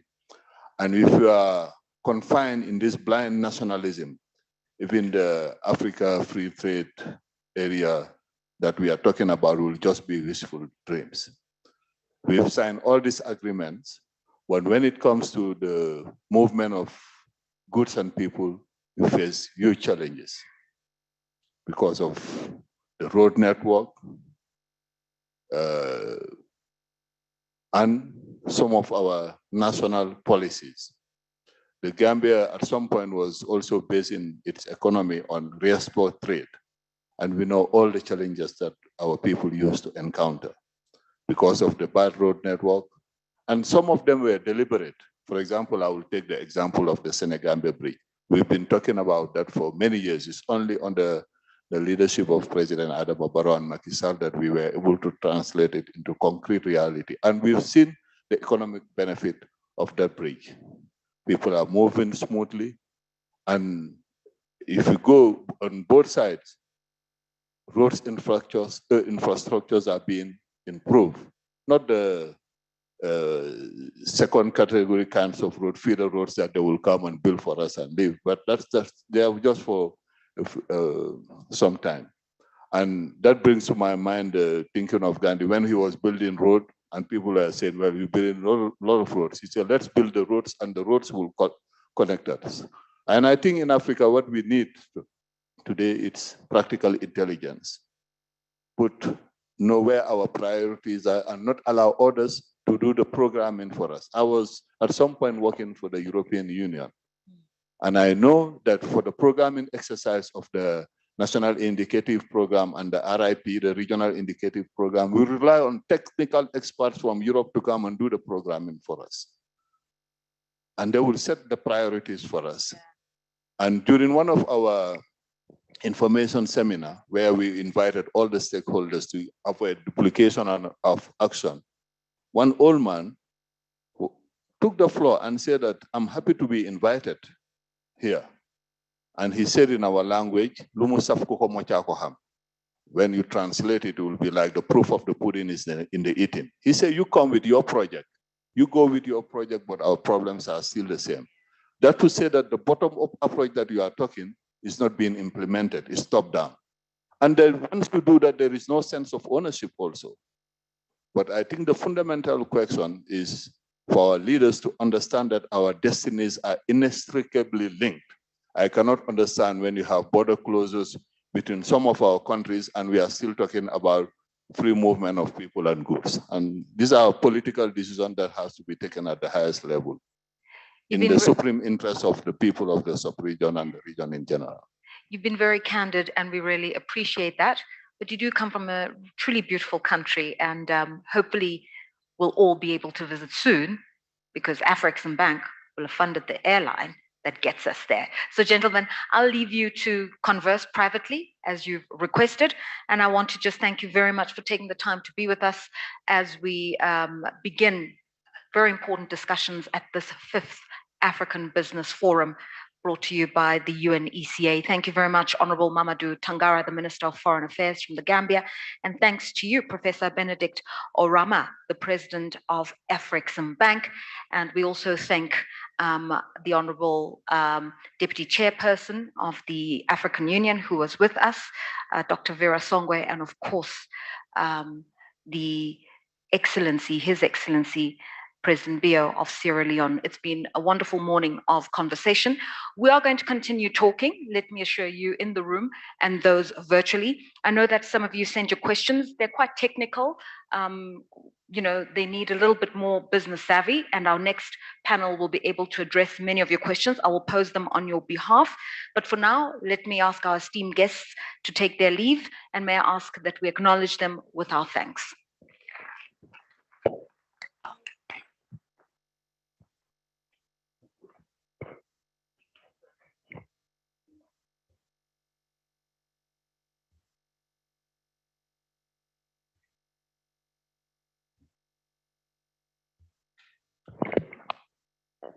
All right, at this juncture, I know that Google Africa have something they want to tell us by way of infomercial.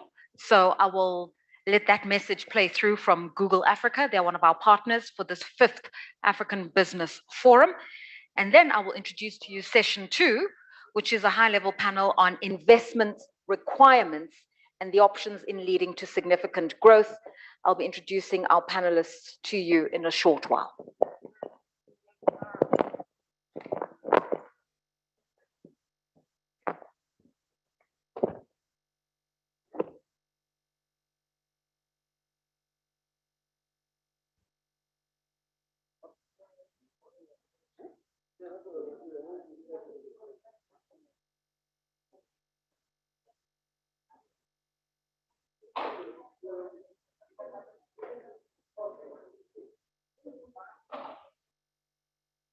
Cable that will connect Africa with Europe.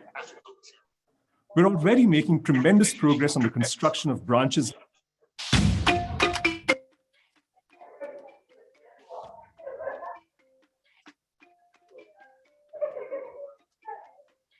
Sanbonani from Johannesburg, and welcome to Google for Africa. My name is Nitin Gajria, Managing Director for Google in Africa. Google is invested in building out our global infrastructure to help bring everyone online. This includes Equiano, a state-of-the-art subsea cable that will connect Africa with Europe. We're already making tremendous progress on the construction of branches landing in Nigeria, Namibia, St. Helena, and South Africa. Our partnership with UNDP empowered 25,000 students and 800 teachers across 20 schools with access to Google Workspace for education, training, devices, and full Wi-Fi access. Now, to tell you more, it is my honor to welcome our CEO of Google and Alphabet, Sundar Pichai. Welcome, Sundar.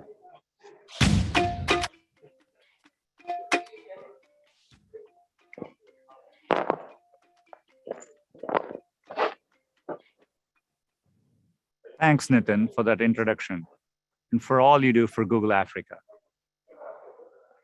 A big focus has been expanding opportunity through digital skills. In 2017, we committed to help 10 million Africans get the skills they need to grow their careers and businesses. And so far, we have trained 6 million people. We know there's more we can do to bring the benefits of technology to more Africans.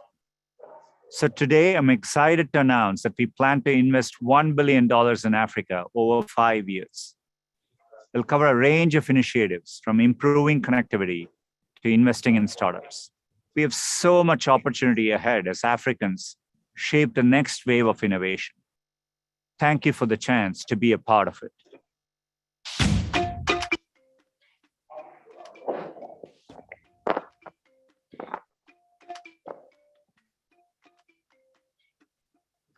Greetings to everyone watching this Google for Africa event today from all across Africa and the world.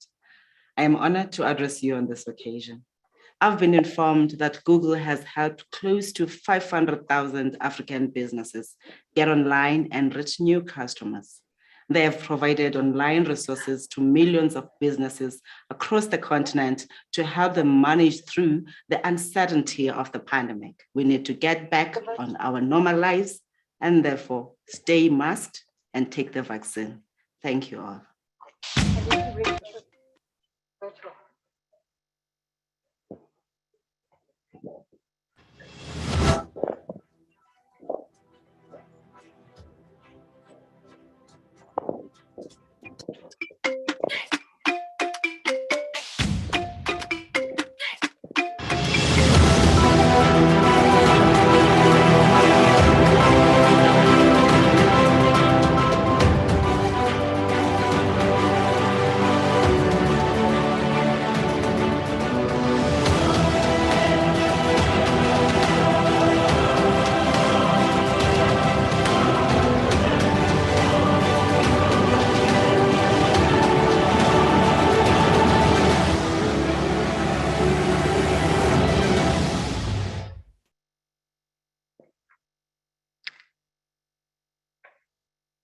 All right, we're ready to continue with the remainder of our program. And let me again remind those who've joined us virtually that you are watching virtually the 5th African Business Forum brought to you by the UNECA, Africa 24, and Google Africa, supporting the industries, the ideas that will move Africa forward. A lot has been said today about the different modalities of transport that can unlock growth in Africa. We've spoken a little bit about rail, definitely about roads, but a special focus on aviation. And the reason is because it is through aviation that we can also see a synergistic, a symbiotic growth and opportunity for tourism, because it is these airlines that will bring in foreign visitors to African shores. And it is also through aviation that we can see a lot more cargo goods moving through the African continent in support of the African Continental Free Trade Area. So we are really punching at different areas, trying to get a win across different segments of the economy, the tourism economy, the transport economy, and ultimately generating growth and development for the African continent. Just by way of numbers, because numbers don't lie, when we get the transport sector right and unlock the potential in transportation and logistics, it could add 7% to general economic activity or GDP on the African continent. 7% is not a small number. Currently, air transportation supports 7 million jobs across the aviation sector. That's everything from pilots to stewards and stewardesses on the airlines to catering services, maintenance and engineering of aircraft. 7 million jobs come from the aviation sector. Prior to COVID, so before COVID-19, the African continent saw on average 76 million visitors coming to our shores, 76 million. If we get aviation right, as has been said, with the right investments, the right procurement of aircraft, and just supporting the hospitality industry, we could see the number of visitors to the African continent jump up from 76 million to 303 million in the next 10 years. We are gunning for that 303 million number because so many more jobs will be supported across the value chain. So now, as we discuss the investment opportunities, and we also talk about optimization and efficiencies that will lead to growth, I'd like to introduce to you our panel. Most of them are coming to us virtually, as this is a hybrid forum, and we're still living in a world where we need to social distance and keep safe. So if you can just pay attention to your screens, for those of you in the room and for those of you online, as we welcome His Excellency Albert Muchanga, the Commissioner for Economic Development, Trade, Industry and Mining at the African Union. He will address us first, and thereafter we will yield the virtual floor to Abdurrahman Bert, who is the Secretary General for the African Airlines Association, also coming virtually, Yasin Fall, who's the acting vice president at the African Development Bank, working a lot on issues of hard and industrial infrastructure. Selim Bora, who is the chairperson of the Suma International Construction Group. They've built many airlines in West Africa, airports in West Africa, also coming to us virtually. Angeline Samana is the Interim Secretary General of the African Civil Aviation Commission, also coming to us virtually. Ms. Beatrice Chetor, who's of the Secretariat of the African Continental Free Trade Area. They're based in Accra, Ghana, and she'll be joining us virtually. We'll also have Hani Abdelkawi, the head of travel sales and international growth at Google Global, so head of travel sales and international growth. So for all those who've got your questions around how to get more visitors into Africa and how to pay seamlessly and make it easy, this one's for you. Ato Gyasi is from the Africa Finance Corporation, also virtually. And then last but certainly not least, we have from the Arab Bank for Economic Development in Africa, Sidi Ould Tar, will also share with us a perspective from the financing side as well. So without further ado, over to you, Your Excellency Albert Muchanga, Commissioner for Economic Development, Trade and Industry and Mining at the African Union. The virtual floor is yours. Thank you very much, Director of Ceremony. I'd like to thank the Executive Secretary of the United Nations Economic Commission for Africa, Dr. Vera Songwe, for inviting me to participate in this business forum. And my participation consolidates the positive relationship that is growing between the two institutions at the level of the Department of Economic Development, Trade, Industry and Mining. And in fact, the department now has a new name after the summit yesterday approved the renaming of the department to Mainstream Tourism. It's now going to be called Department of Economic Development, Trade, Tourism, Industry and Minerals. In that way, we will not lose sight of the need to develop the tourism sector as soon as possible. I'll begin by saying that Africa is a continent of more than 30 million square miles, kilometers actually, not miles. And it spans 6 time zones. That's how huge a continent is. And this large continent has 55 members of the African Union. And all these 55 members participated in the negotiation of the agreement establishing the African Continental Free Trade Area. So far, 54 have signed the agreement. And over time, we expect all the 55 African Union member states to sign and ratify the African Continental Free Trade Area Agreement.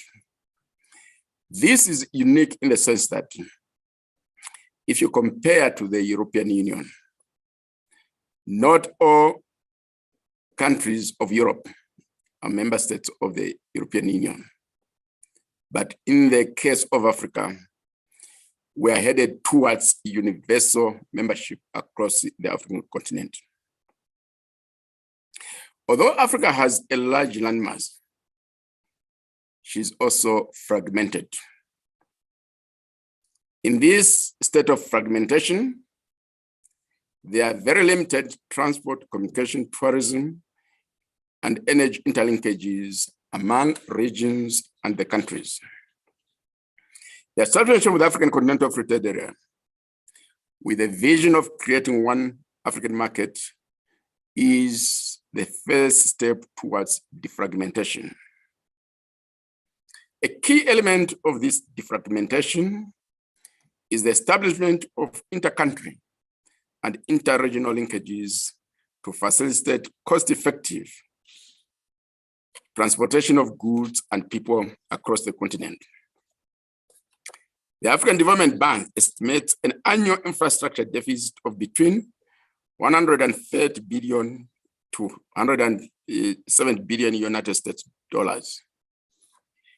Closing this gap is an investment challenge that the members of this high-level panel should address.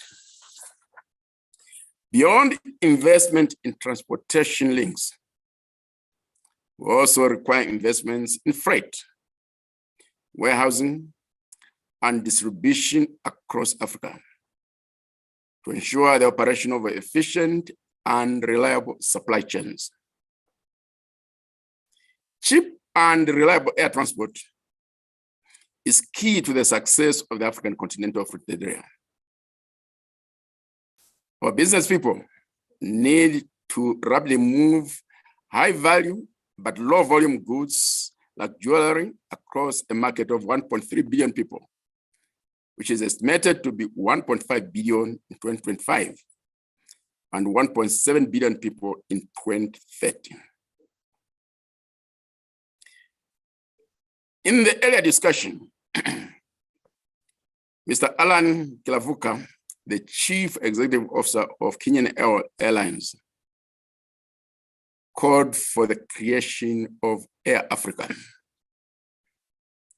It's a message I've brought forward in my engagements across Africa to advocate for deeper continental economic integration. So as you deliberate in this high-level panel, I hope these are some of the issues that you need to raise. A time should come when we should have an air transport network which is able to cover all the capitals of the African Union member states cost effectively so that the business people can really move about and do their business in a very competitive manner. And I look forward to this high-level panel to come forward with options for increasing investments in the air transport sector. I yield the floor and thank you very much for your kind attention. We appreciate the insights you've shared and also for setting the tone for us, Your Excellency Albert Muchanga, Commissioner for Economic Development, Trade, Industry and Mining at the African Union. You've also posed to the floor some pertinent questions that I think can be answered adequately. We'll start with you, Abdurrahman Bert, who is the Secretary General for the African Airlines Association. A lot of things have been said about the investment potential that exists within the aviation sector, within airline infrastructure, from the procurement of aircraft to the refurbishment of airports. So a lot that can happen in this sector of the economy. But amongst our delegates, there is Adinkie Olwenge, who says, you know, the costs in terms of air tickets, the costs in terms of freight charges, just don't make aviation a viable strategy, whether you are a traveler or whether you are a business that is moving goods across the African continent. It's just one of those prohibitive things. So I'd like you to share your thoughts on the aviation sector and answer this question from Olwenge. What are we going to do about freighting costs and airline tickets? Because that would be where the stimulus begins. Thank you, moderator. A greeting to all participants. I would like, first of all, to commend the UNECA for organizing this forum, and I am happy to be part of this very important panel. As it was said by many people before me, aviation represents a great contribution to African economies, more than 60 billion contribution to GDPs and more than 7 million jobs. And the potential for growth is very high. And I would like to talk about some issues which for me are very important. The first one will respond to the question raised. This is sustainability. For many years, we have been talking about air transport sustainability. And you can realize in Africa, the number of airlines which are created, and in the end, which will go out of business. Sustainability is a reality. At AFRA, we think that we need to address this issue with a multi-stakeholders approach, because unfavorable business environment is impacting the three sectors: trade, tourism, and air transport. The challenge is how to set prices at an affordable level for African middle-class citizens, and how to make the environment made more sustainable for industry players like airlines. For that reason, AFRA has resolved and is supported by many other stakeholders to organize a workshop on sustainability of air transport. This workshop will happen soon. We are in the phase of preparation. The objectives is to put all stakeholders together and to think out of the box to find workable solutions to address the sustainability issue. The second concern for me is about financing requirements to sustain the growth of our industry, because the need for financings are very, very high. Financing of infrastructure, meaning airports, and also cargo facilities like warehouses. We have seen during the COVID-19, for example, the growth of cargo activities by 33% from before the COVID-19 to end of 2021. And also, airlines need financing for their aircraft. It can be leasing facilities or buying new aeroplanes also.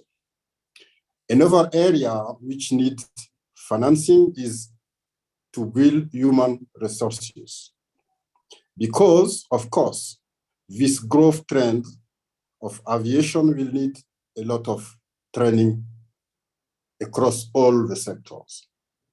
So development and financial institutions have to play an essential role in financing requirements. The next concern for me is policy requirements. We need to put in place a policy environment which will sustain the growth of air transport.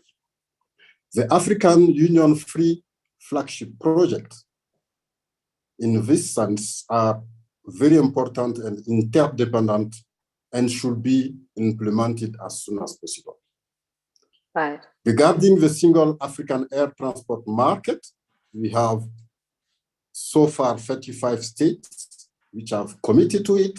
We need to make sure they'll start implementing it. This project will enhance connectivity intra-Africa and also grow, expand the market, air transport market share. We need to work hand in hand the SATAM and African Continental Free Trade Area stakeholders. And also regarding policies, we talked about cargo development.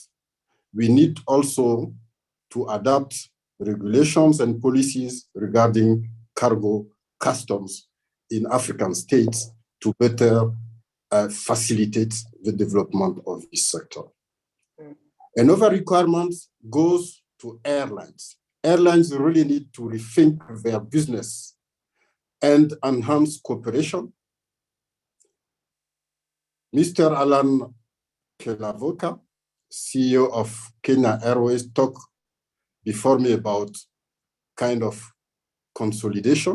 This is very important. It goes from interlining, code share, or equity partnership. We really need to support our members for that. And to end my contribution, I will say that at AFRA, our role is to support our member airlines and also to put on the table some new projects which can sustain the air transport industry. Thank you. Thank you so much for your interventions. And I guess from what you've said, the important terminology here is sustainability. Whatever you do, make sure it is long-term, long-haul investing, and it keeps the jobs moving in that sector of the economy. The chairperson, or the commissioner rather, for Economic Development, Trade and Industry at the African Union has just thrown a spanner in the works and said, we really have to think in a measured way about how to support and build the infrastructure that supports aviation, from warehousing to the cargo depots, fuel depots, those sorts of things, ports in the case of shipping, making sure that where the goods land are properly stored, they're safe, they're secure, and they can move onwards to the market. And so with that, I'd like to bring Selim Bora, the chairman of the SUMA International Construction Group, into the conversation, because the SUMA Group has been involved in the construction of airports in a country like Senegal, the support of building industrial processing zones, warehousing, hangars, and the like. Tell us a little bit about the work that you do, the investments that you've made, and why the point made by the AU Commissioner is very important, but how to fund it. It's one thing to talk about it, but how to generate the revenue or rather the resources to make these warehousing, port and freight facilities viable. Thank you very much. Good afternoon, everybody, distinguished guests and the audience. Allow me to start with some congratulations remark, especially for President Macky Sall, who took over the African Union presidency this year. I want to congratulate him for this new mandate, and as well as the Senegalese national football team for their extraordinary becoming champion of the continent. So we were very excited to watch these, as we feel ourselves already half Turkish, half African. So again, hello from Istanbul. Our company is a construction company mainly, but as well as an investment company.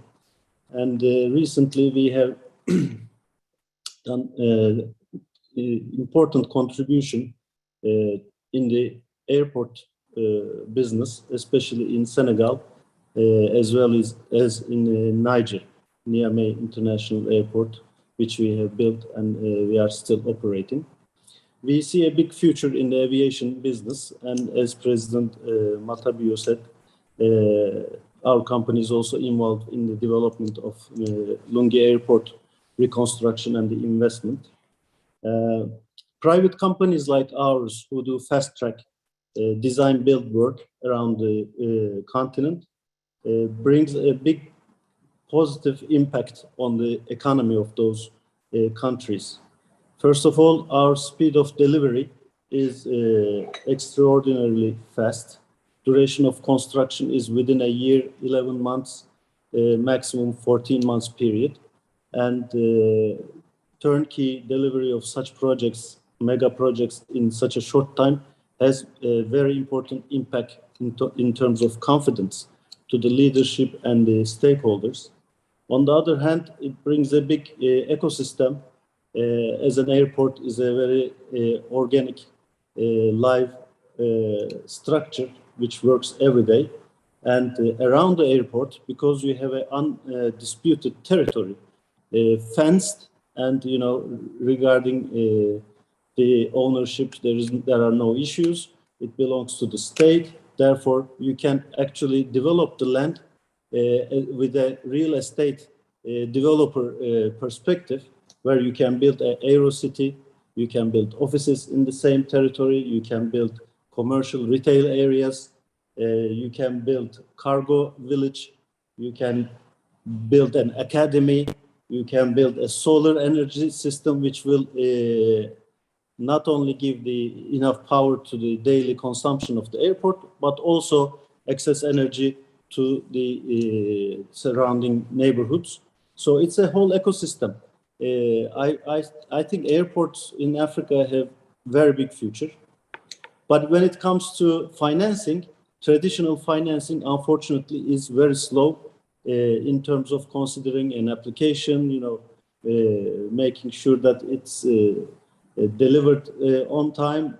From that perspective, we found incredibly challenging, especially when we consider the speed of our delivery. It's just not matching. So I think banks like Afrexim Bank, Badea Bank, who are very flexible in their fields, as well as like Trade Development Bank. So banks who know the African continent reality, I think should start looking at tokenization of the infrastructure projects through their platforms. When we are entering an extraordinarily new era of technology with blockchain systems, smart contracts, I think our partners like Afrexim and others should also get into this new era and help us with getting quick access to fundings through the tokenization of infrastructure, which I am a true believer. So with these remarks, I think I should pass the floor back to you. Thank you. Thank you for your contributions there, Salim Bora, Chairman of the SUMA International Construction Group, reminding us that it's an ecosystem. You don't just procure an aircraft. You've got to think about the broader economy that can be yielded by that aircraft, or the economic activity that can be brought about by just that one aircraft in an airport, within the services that are being provided there, from the fueling to the catering, to whatever other industrial zone that can be linked to the airport. So thank you very much. And I hope that answers part of your question that you posed earlier on, Honorable Albert Mochanga. Financing is being flagged up again as a real impediment to completing projects or getting them done on time. So with that, I'd like to bring in the Acting Vice President of the African Development Bank Group, Madam Yassine Fall. The AFDB supports the aviation industry big time, to use a colloquial term. You have supported many national airlines, helping them build capacities. Obviously, you are a huge investor in hard infrastructure across the African continent, roads, energy. It's one of your 5 strategic priorities. But the issue here is how to unlock and deploy more capital that will stimulate this transport and logistics sector for growth, for the kinds of numbers we've been talking about all morning, and also for commercializing businesses, as Afrexim Bank spoke about earlier on. Good morning, and good morning. Allow me, Lerato, to recognize the previous high-level panel, including heads of state, senior government officials, and private partners. And I would also like to thank the United Nations Economic Commission on Africa and my sister, Vera Sangwe, as well as the African Union Commission, including the Deputy Chairperson, Monique, and my sister, Amani Abu Zaid. Yes, the African Development Bank is definitely very much concerned and involved in developing a strong African aviation and tourism industries, first in relation to its strategic development priorities for the continent, the high 5. I'm sure everybody knows what it is at this time, and also the importance of the implementation of the African Continental Free Trade Agreement that is now that will require to finance an expected increase of 28% of intra-African trade, but also ensuring by 2030, but most importantly, to ensure that our continent generates the number of jobs that our young population requires. And therefore, the African Development Bank is obviously involved in providing financing solutions to develop those sectors. And most recently, with the impact of the COVID-19 pandemic, which has had significant setbacks in terms of the cost that it has entailed for the aviation industry, 50 billion, which is estimated of 50 billion US dollars, and an estimated loss of 20 million direct or indirect jobs. The African Development Bank over the last 10 years, and most of the projects that have been mentioned in this discussion today, not only on the airline and air transport sector, but also multimodal sector, which is the theme of this discussion today. I'm going to quote the Kazungula Bridge, the Senegambia Bridge, as well, and I will come to direct financing concerning the air transport infrastructure and aircraft purchase that we have been discussing. Our approach is to, on the upstream, support establishing and supporting a strategic framework and a range of instruments in support of continental initiatives regarding the sector, but also providing downstream support in ensuring and securing private sector, as well as public sector investment to modernize infrastructure in support of transport and tourism. In providing upstream transport, the African Development Bank provides and is involved in establishing a policy framework and leveraging on financial instruments and solutions to enhance the development of, to accelerate the development of the transport sector, and taking into account the importance of ensuring a sustainable development and sustainable growth of the transport and tourism sectors on the continent. Ensuring that we leverage on private investment using existing platforms to convene and ensure that there is a financial and technical response to the requirement of developing the sector. And that involved the African Investment Forum that has been created by the African Development Bank Group and other partners, including Afrexim, TDB, and other partners since 2018, but also very specific instruments and platforms to boost both industries. Also promoting specific de-risking instruments that obviously addresses the limited capacity to finance to finance the industry, and that is to de-risk the cost, of financing and de-risking the investments that are required for in the sector. I also like to mention the importance of in supporting the development of a single African air transport market that, of course, is necessary to ensure that, in particular, the African continental free trade area allows a significant increase in trade, but also in movement of African people.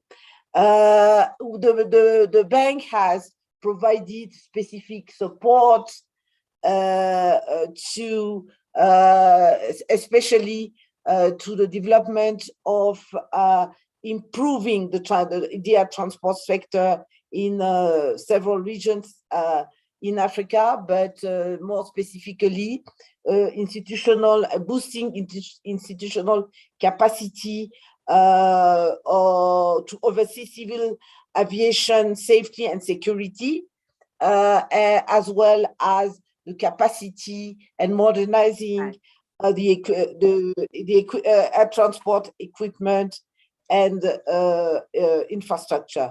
And on the downstream, let me mention the importance of sustaining the modernization of major aviation infrastructure.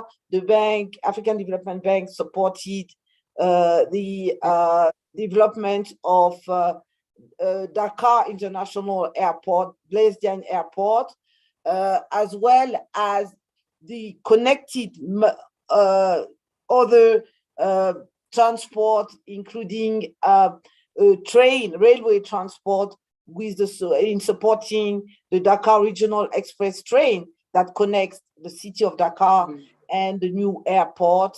Also several terminals, including Accra Kotoka International, or supporting the investment that African air transport airlines such as Ethiopian Airlines or Air Cote d'Ivoire modernization has required.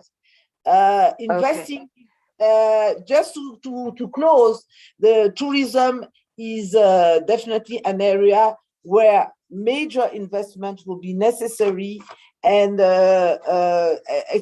specifically in the sense that job creation and the development of SMEs will require such investment to ensure that our development strategies and objectives will be met. Thank you.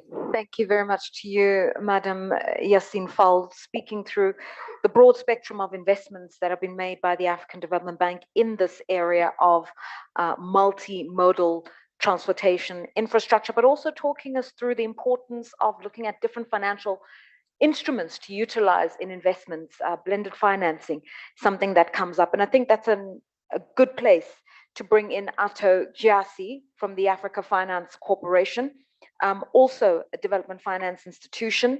And a point was raised earlier on, Atto Gyasi, that, are we doing enough to look at different areas from which we can source capital? Are we looking at deploying pension funds in Africa?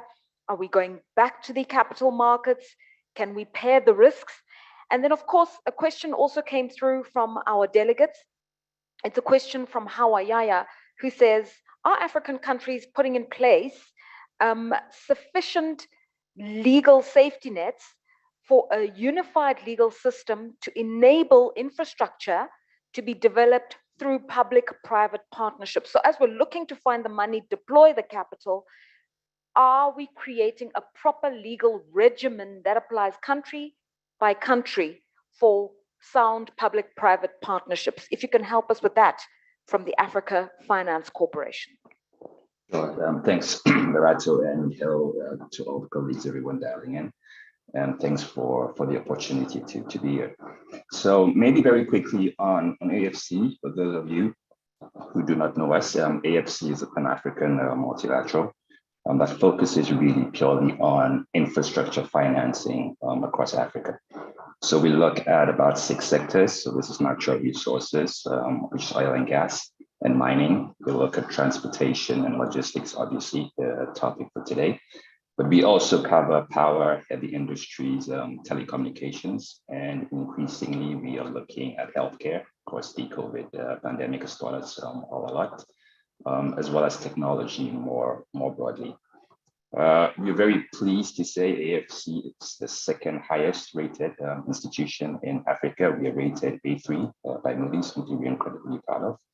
And AFC has been really active in Africa. So over the last 10 years or so, we invested over $8.5 billion across 35 African countries or so. So trying to respond, I suppose, directly to your first question around sources of capital.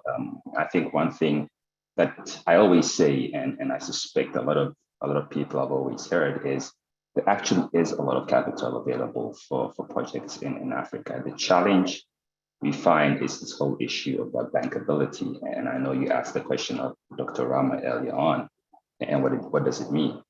Again, something that's been discussed, fairly at length.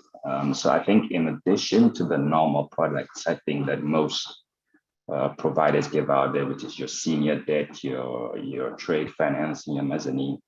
The space that AFC spends a lot of time in is project development. And this is really the effort and the funding required to take the project really from an idea past the bankable feasibility studies to actually getting the work done to getting the project off. So that has to do with things like permitting, detailed analysis, pulling together the whole advisory system, and all the partners involved in it. And we've actually really had a really good track record in this space. I mean, I'll give you an example that we are particularly proud of, which is the Arise Special Economic Zone in Gabon. So those of you who know Gabon may note that it's always been very heavily oil dependent as the oil resources are coming down, they're transitioning the economy. And Gabon is blessed with a very good forestry sector. But most of this was not being processed. So, I mean, AFC, or maybe to put a little bit more detail, and a lot of they were selling, for want of a better word, at about 30 euros per square meter. We believe that for Africa to work and grow, there's got to be ecosystems. It's a word that's been used earlier today. We've got to see the linkages and be able to apply those linkages to creating value. Again, everything we discuss here cannot be done in isolation. If you go back into history and you look at the key hubs we have in Africa today, a lot of them have their colonial ties or ties to things like mining companies. So in order to bring this all together, we've got to look at linkages. So in Gabon, what we did is develop the mineral ports. We just developed a general port, a whole railway network, and a beneficiation system for the forestry products, such that purely because of beneficiation, Gabon is now able to get close to 180 euros per square meter versus the 30 it was already doing. And in fact, in certain instances, as much as 40,000. And this is purely about beneficiation. This is purely about linkages. This is purely about infrastructure. So we see that as really key for Africa. We need more partners, and they're prepared to take the development risk and pull these together. Once you get the development out of the way, again, my sense is there is a lot more capital available, whether that be project equity or senior debt, it tends to be more available. Touching briefly on the second question, which speaks to legal network. We speak about Africa, but it's again very dangerous to speak about Africa as it was one country, because it's not. You certainly have certain jurisdictions that have very developed legal frameworks, and you have some that are not so well developed. I would say from an AFC perspective, one of the things we're really proud of is Zafira. So this is a body that we were part of setting up that seeks to pull these things together. So it goes about, it does a lot of public service, a lot of education, predominantly to the public sector, but I also say to the private sector. We're trying to do a lot to standardize documentation. So, I spoke earlier about project development, and one of the things that is really difficult, costs a lot, takes a lot of time, is pretty much every deal Africa does, we treat as a new deal. We just don't replicate, or we tend to not replicate and scale up. Something we spend a lot of time trying to do and replicate. And you find that in jurisdictions that get this right, you see the scale up. So if I digress for a second to the power sector, for example, in Ghana, we were very proud to be part of SenPower, which is one of the first IPPs that happened in the market. And you suddenly saw a ramp up in that because there was more understanding, there was more standardization of the documents, and that follows through. So again, it's not a question one can answer generically, but we are seeing improvement across the various African countries. Right. Absolutely, and I think standardization of rules is something that the African Continental Free Trade Area, it's the bedrock of the work that's being done by the Secretariat. And I know that on things like local content, on the manufacturer side, they've made significant headway. I want to stay with the money before I bring in the speakers from Ghana and the CTFTA, and invite you from the Arab Bank for Economic Development in Africa, Chepelaya Kabata. Let's stay with the money. But the question here is, the question coming through from our delegates, how do we fast track trans-African infrastructure when we know that some countries do not have the capacity and the resources to construct their sections of the various infrastructure? So you want to see bridges crossing over one country to the next. One country can complete the bridge, the other can't, it's got too much debt. So how do we support those countries so that we do get, functioning, streamlined, cross-boundary infrastructure without delays? Well, thank you very much for the opportunity. And first and foremost, I would like to apologize in the name of the Director General, Dr. Sidi Hulta, Director General of Badea, who charged me actually to fill in for him, and he would like to apologize to Dr. Vera Songwe, the Executive Secretary of ECA. I want to also take this opportunity to actually pass his regard to all the distinguished panelists today. So with respect to the question of how Badea does when it comes to finance infrastructure projects from the countries, connecting different countries, first of all, I would like to emphasize on the fact that over the last 45 years, infrastructure financing has been the hallmark for Badea. And Badea financed more than 200 roads across the continent.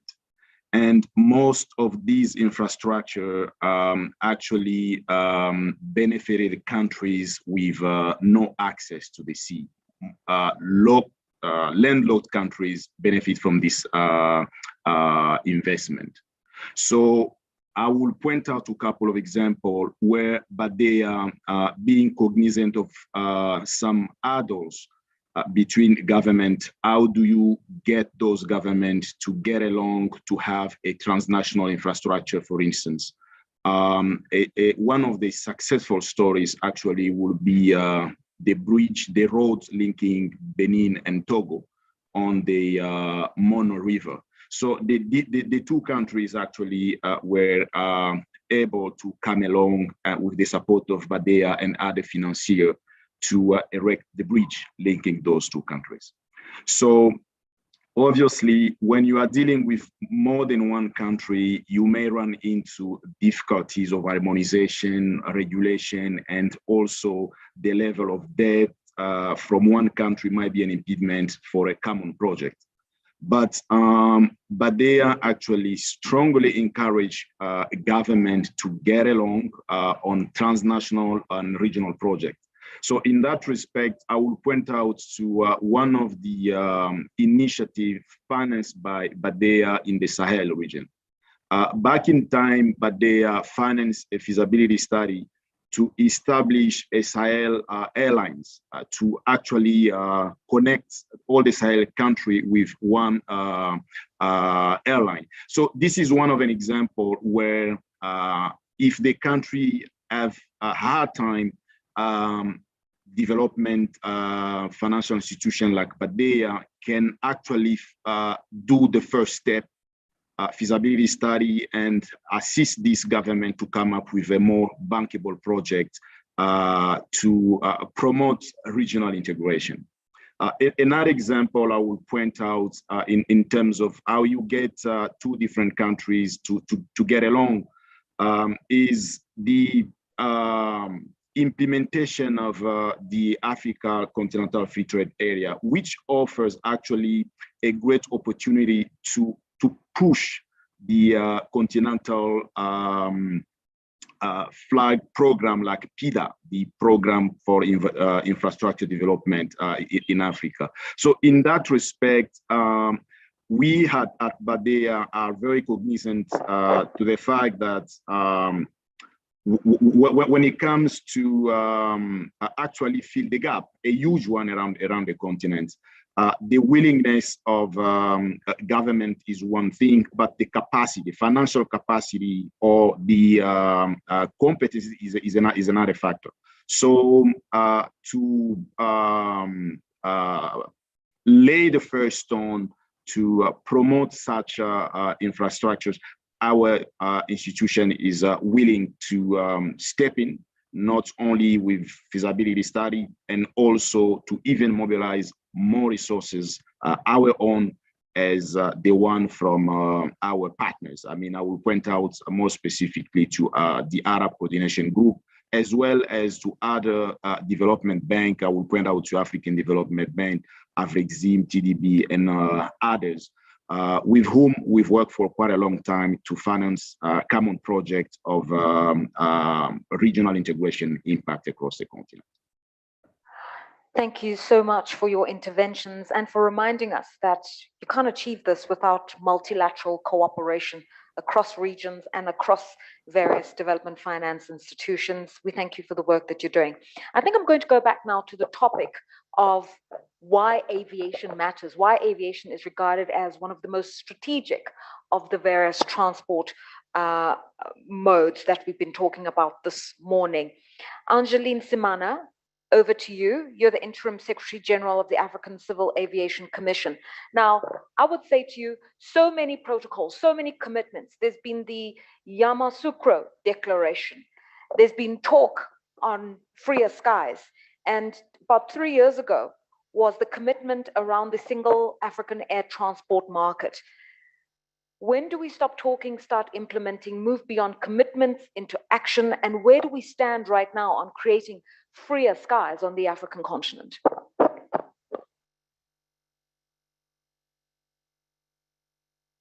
Thank you, Madam Moderator, for having me. And let me use this opportunity also to thank UNEC for organizing this wonderful opportunity for all of us to interact and to speak to each other about issues of mutual concerns that we all are empowered in one way or another to do something about it. Now, where are we? Why so many talks throughout the past decades, and what did we achieve? I believe, Madam, we have made in many ways remarkable progress. Taking back with a quick glance at 1988, it must have been very difficult for those ministers of transport from the 40 states that met in Yamoussoukro to discuss the problems that they saw and that the opportunities that they realized was only possible through talking to each other, as well as creating a cooperation among themselves for us to be able to use the transformational benefits that we all know can only come from aviation to improve the social fabric of Africans at all levels. Now, earlier on, the Commissioner for Infrastructure and now enumerated the benefits that comes with civil aviation, and particularly reflecting on the benefits that were revealed by the recent study that the AUC had commissioned through IATA. Now, to first introduce, I think it's important to see what are we and why are these trade agreements governments can pursue more aggressively and create an open and enabling infrastructure for airlines to take advantage of, or industry in general. Why it is so important for us as an agency. We are an agency, a specialized agency of the African Union, responsible for civil aviation matters on the continent. A safe and secure, efficient aviation industry is of paramount, as has been enumerated by everybody that spoke before me, and even the high table earlier on. For the strategic importance of Africa to reposition itself differently. Africa supports a range of businesses, or aviation can support a range of businesses, trade, tourism, cultural, and social activities which will significantly contribute to the its prosperity, as well as at national, regional, and at continent-wide level. Now, the African Civil Aviation was in 2007 entrusted with the responsibility as the executing agency for YD and the operationalization and implementation of the single African air transport market. Now, if we go backward, looking at how difficult it was for those ministers to meet, I think, and you all will agree, that it is much easier for ministers, this generation of air transport ministers, to meet and to discuss issues of mutual progress, of mutual importance to them. But we are obviously patently aware of the many opportunities that we have missed. 1998, when they met again in 1999, they realized that very little was achieved. We are better connected, but not as we should be, given the opportunities that we have as states, as well as a continent. Now, this has been revealed in the recent IATA study that was carried out on behalf of the AUC, which substantiates the idea that the full implementation of YD would lead to substantial benefits in Africa, or in the aviation sector, and the sectors beyond. The study has projected that intra-Africa traffic volumes will increase by 51%, and all countries in the African Union are expected to experience that growth.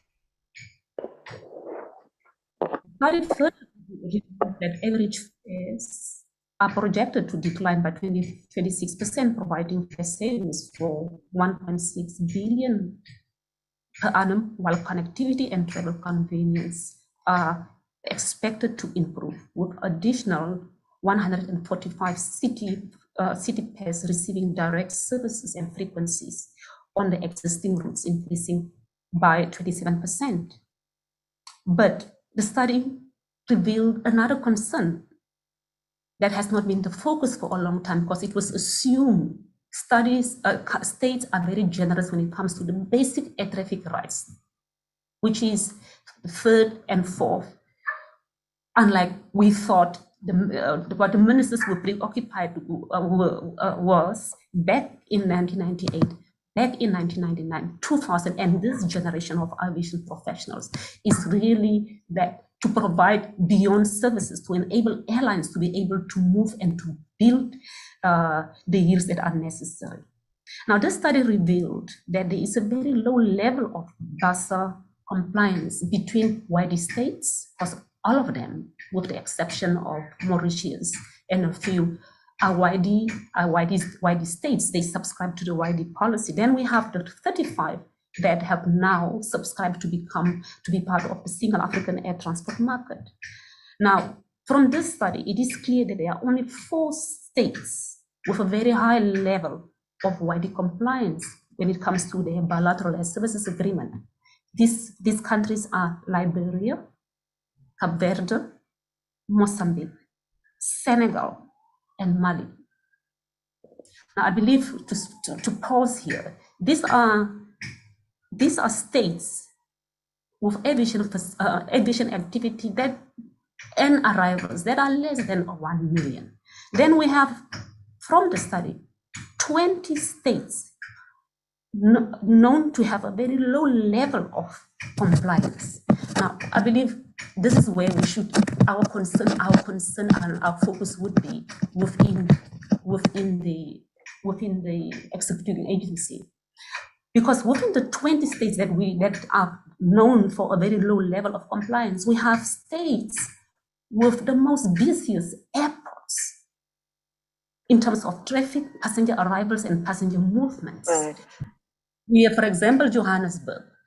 It moves in 2018 alone 21.2 million. Cairo, 15 million. Addis Ababa, 12.1 million. Cape Town, 10.8 million. Casablanca, as you rightfully earlier stated, that numbers don't lie. Cape Town, 10.8 million. Casablanca, 9.7. I will later on state the morale behind me enumerating the numbers. We have Ms. Simana, I'm going to be rude. Sorry to interrupt you there. Your sound is not coming across very clearly at this moment. So if we could leave it at this juncture, because you're not coming across well technically. But I think we've understood how much money is being made from air travel and the new hubs that are emerging from Addis Ababa to Cape Town, even Casablanca in Morocco. So there's a lot of work that's taking place on the African continent. I think we'll stay with the theme of getting people moving and traveling. Hani Abdelkawi, Head of Travel Sales for International Growth at Google Global. I'd like you to add your voice and also answer this question from Ziad Haoumi. Ziad says, isn't it time to review the cost structure of air travel and find a better way to make travel more attractive? And I think one of the ways young people find it easier to travel is if they can do everything online, if they can book the air ticket, the hotel, the Airbnb, move their foreign exchange for the next destination. If they can do all of that digitally, it would make it so much more attractive, certainly for the millennials and those younger. Thank you very much, Lerato. Allow me to probably just say a quick note. So, Your Excellencies and distinguished guests, thanks for having me. I truly miss being in person with all of you and enjoy a true, authentic cup of coffee in one of my favorite, like Addis Ababa cafes. It's a very interesting dynamic at the moment as the whole travel went into a full reset over the last couple of years. We really didn't need COVID to remind us about like the contribution of tourism to the GDP, but as the whole world is trying to recover and reconstruct, allow me to probably share with you a couple of comments first. As like you as governments and business leaders are trying to solve Africa's deficit in infrastructure when it comes to the mobility. So think of 3 matters exactly. So prior to the COVID, the challenge, the travel and tourism industry provided like a total economic impact of around like $9 trillion. And if we put this as a country, it would be like the country, the 3rd largest GDP country in the world, right after the US and China. A second point, as Dr. Vera Songwei said, and Dr. Amani Abu Zaid also iterated early, 1 in every 10 jobs in the world is supported by the travel and tourism sector. So think of all those like local small and medium businesses, taxi drivers, tourism workers here and there, and even the infrastructures that support and all the related associated industries behind it. The whole commerce and the whole like even e-commerce is dependent about like the global mobility in definitely one of that. So as leaders, it's very critical for all of you in the government to help fight like against unemployment rates and creating even more GDP income and improving, importantly, the prosperities of your own people. And thirdly, travel is the biggest export business we can ever think of.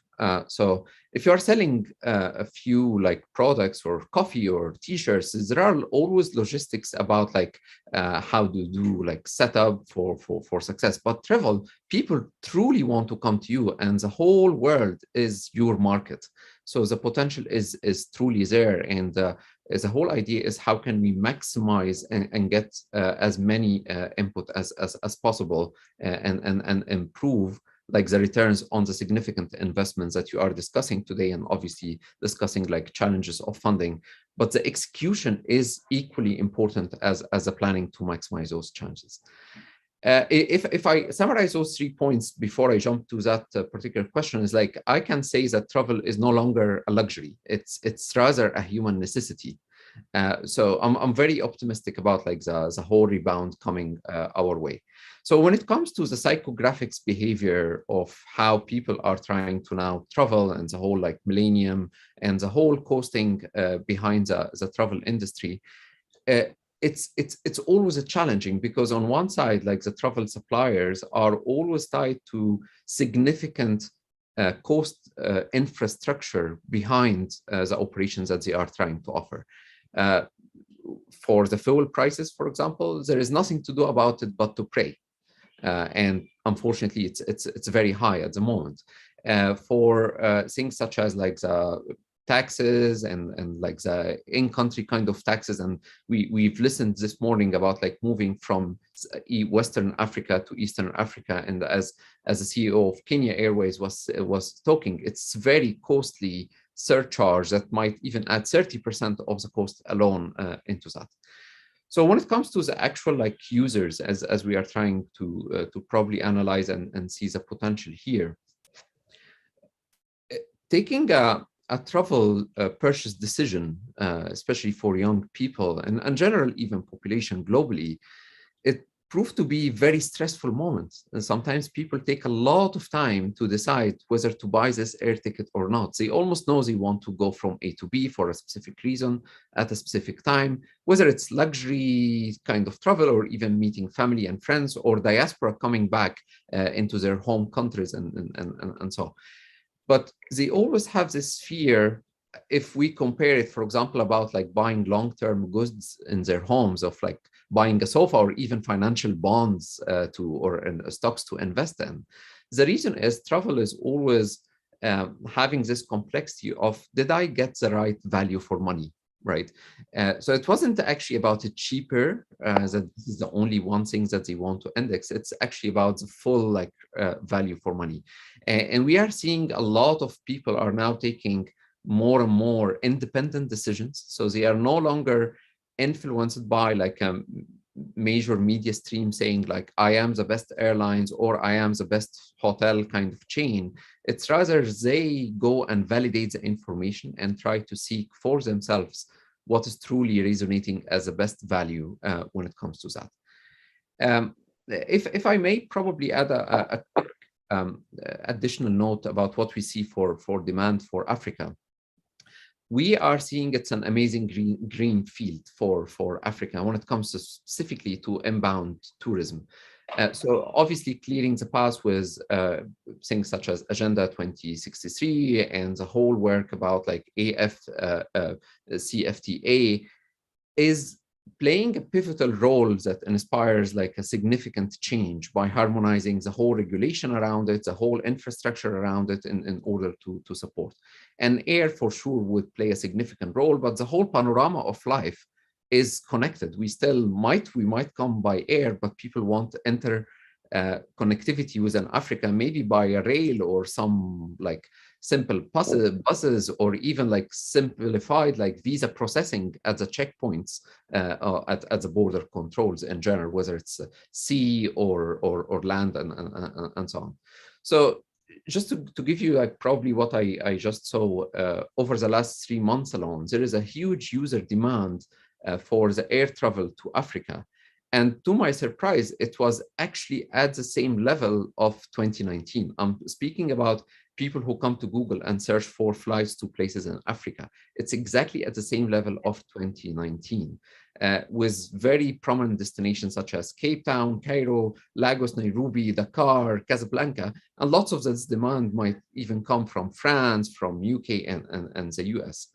However, the actual tourist arrivals in country is still far behind, and it's not matching, which is I see it as a challenge and an opportunity for all like the African leaders, that we need to listen to those kind of signals coming along and try to act now in order to maximize like the returns for promoting travel GDP. So this is fantastic. So we're seeing international visitors wanting to have an experience of Africa. They're coming. What we really need to stimulate is domestic travel. And now finally, I'd like to introduce our last speaker on this panel. And I kept you last, not because you're least, but actually because everything we are discussing here today concerns the work that you do, Ms. Beatrice Cheto, from the Secretariat of the African Continental Free Trade Area. All the funding around the tourism and hospitality sector, the funding of core infrastructure that will stimulate the transport economy, the warehousing, the airports, the rail, the roads, the things that will facilitate the movement of goods and commuters from one African market to the next.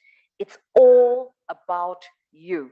So after the things you've heard, what are your reflections? What can you tell us about the milestones that the African Continental Free Trade Area Secretariat are working towards? And also answer, please, some of the questions that have been raised about the need for harmonization and standardization of regulations, of payment systems, of border controls, and just general legalities.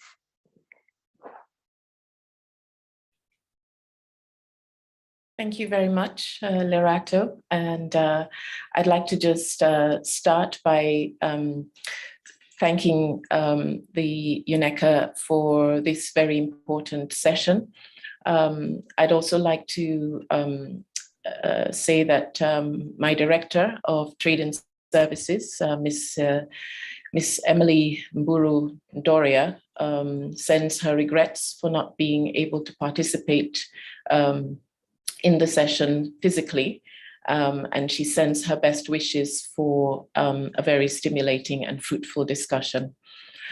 So I should say that this is a very, very important discussion on a very crucial topic. And as we all know, the AFCFTA sits as a kind of central plank in this discussion, because we have to remember the context in which this AFCFTA should be viewed. The market of 1.2 billion people, 2.6 trillion in GDP, will rise to 16 trillion GDP and 2.75 billion people by 2060. This market is becoming steadily middle class, it's young, it's increasingly educated, and by 2050, it will account for more than a quarter of the world's working population. And what it does is seek to expand intra-Africa trade. It's an important catalyst for growth.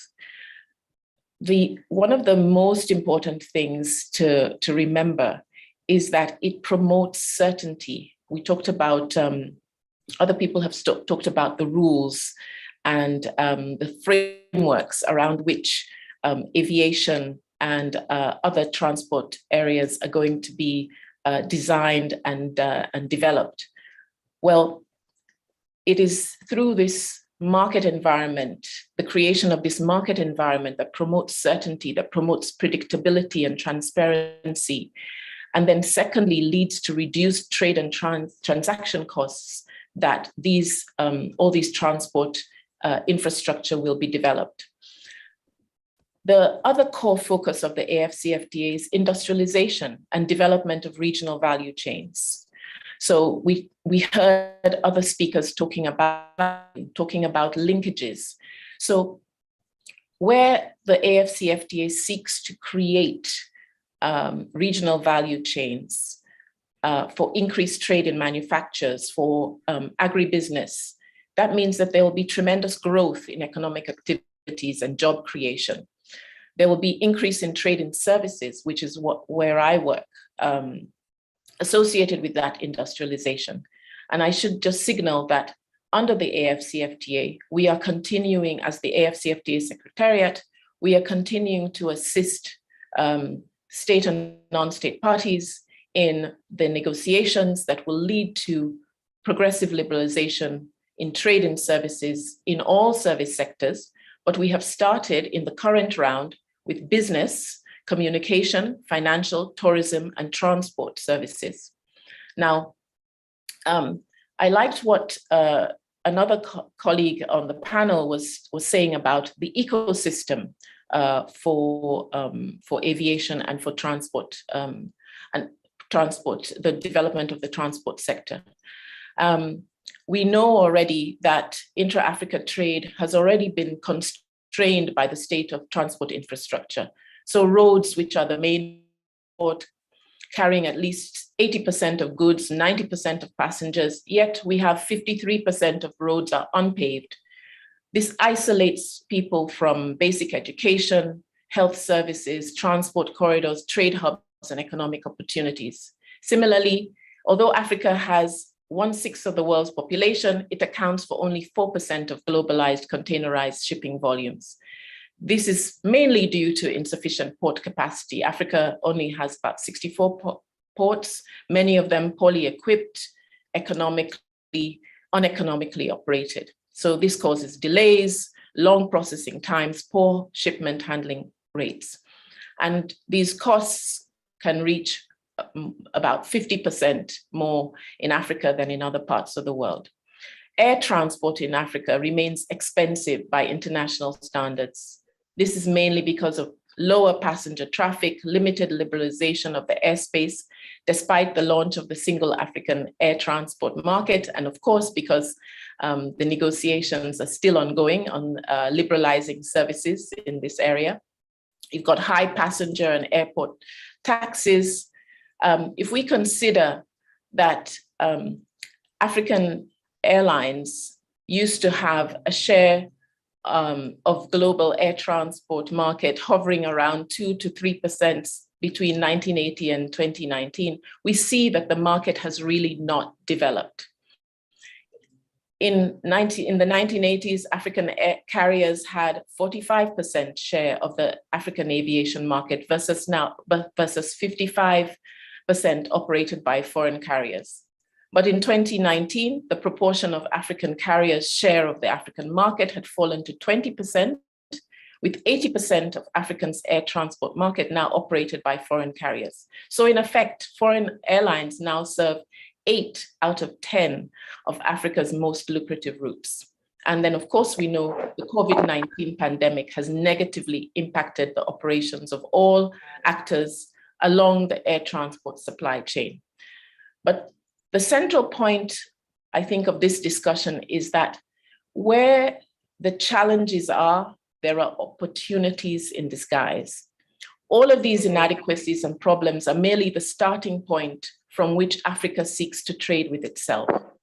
So these opportunities, these challenges can provide significant opportunities for investment. These investments can lead to improvements in air traffic systems, fleet modernization, port security, streamlined cargo handling procedures, implementation of one-stop border posts, development of inland container depots, improved intermodal handling throughout Africa's trade corridors. And this infrastructure is urgently required to unlock Africa's trade potential under the AFCFTA. And this is why it is very helpful, and in fact, it's quite essential, that transport and logistics and tourism are being negotiated in the current round of services negotiation. So specific commitments in transport services, in all the services that I mentioned, business services, where, for instance, warehousing sits, professional services sits also under business services. This will go a long way to address infrastructure bottlenecks among African countries. And then when those specific commitments are then coupled with regulatory frameworks, as it's provided for under the Protocol on Trade and Services, that will ensure synergy, it will ensure harmonization, it will ensure cooperation across the continent, and then this further helps to support trade expansion. It leads to reduction of transaction costs, as well as increased investment. And so Beatrice, transport and logistics are crucial parts of the regional value chains. I beg your pardon? Ma'am, I'd like to thank you for your interventions. I think we get the broad picture that the work that's being done now, the research that's being conducted by the UNECA into the different areas of investment for the transport economy is very much streamlined with the agenda at the African Continental Free Trade Area Secretariat in Ghana, the work you're doing right now on harmonization, standardization, and also around finding synergies within transport and tourism and services. It's very much the issue that's on the table. In the interest of time, I'd like to say thank you very much to our panelists. His Excellency Albert Muchanga, the Commissioner for Economic Development, Trade, Industry and Mining at the African Union, for setting the stage for us, setting the tone. I'd also like to thank Abdurrahman Bert from the African Airlines Association, Yassine Fall, the Acting Vice President at the African Development Bank, Selim Bora, the Chairman of the Suma International Construction Group, Angeline Semana, the Interim Secretary General of the African Civil Aviation Commission, yourself, Madam Beatrice Chateau from the African Continental Free Trade Area Secretariat, Hani Abdel Kawi from Google Global, and Ato Jasi representing the Africa Finance Corporation, and then finally representing the Director General of the Arab Bank for Economic Development in Africa, Sepalaya Kabata. Thank you very much for your time. We have just one short session left, and that's just the policy direction or the way forward.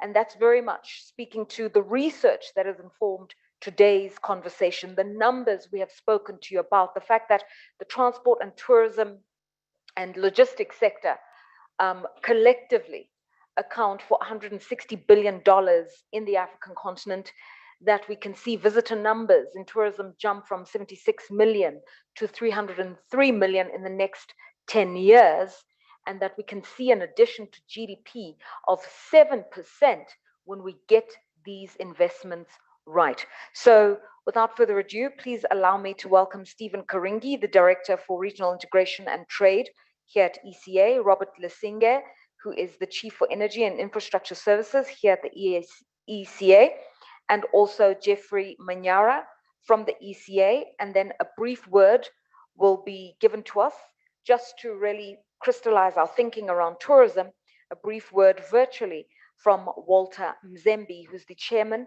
of the World Tourism Network. He will have the last say, and then we will close the session and break for lunch, which has generously been offered by the UNECA.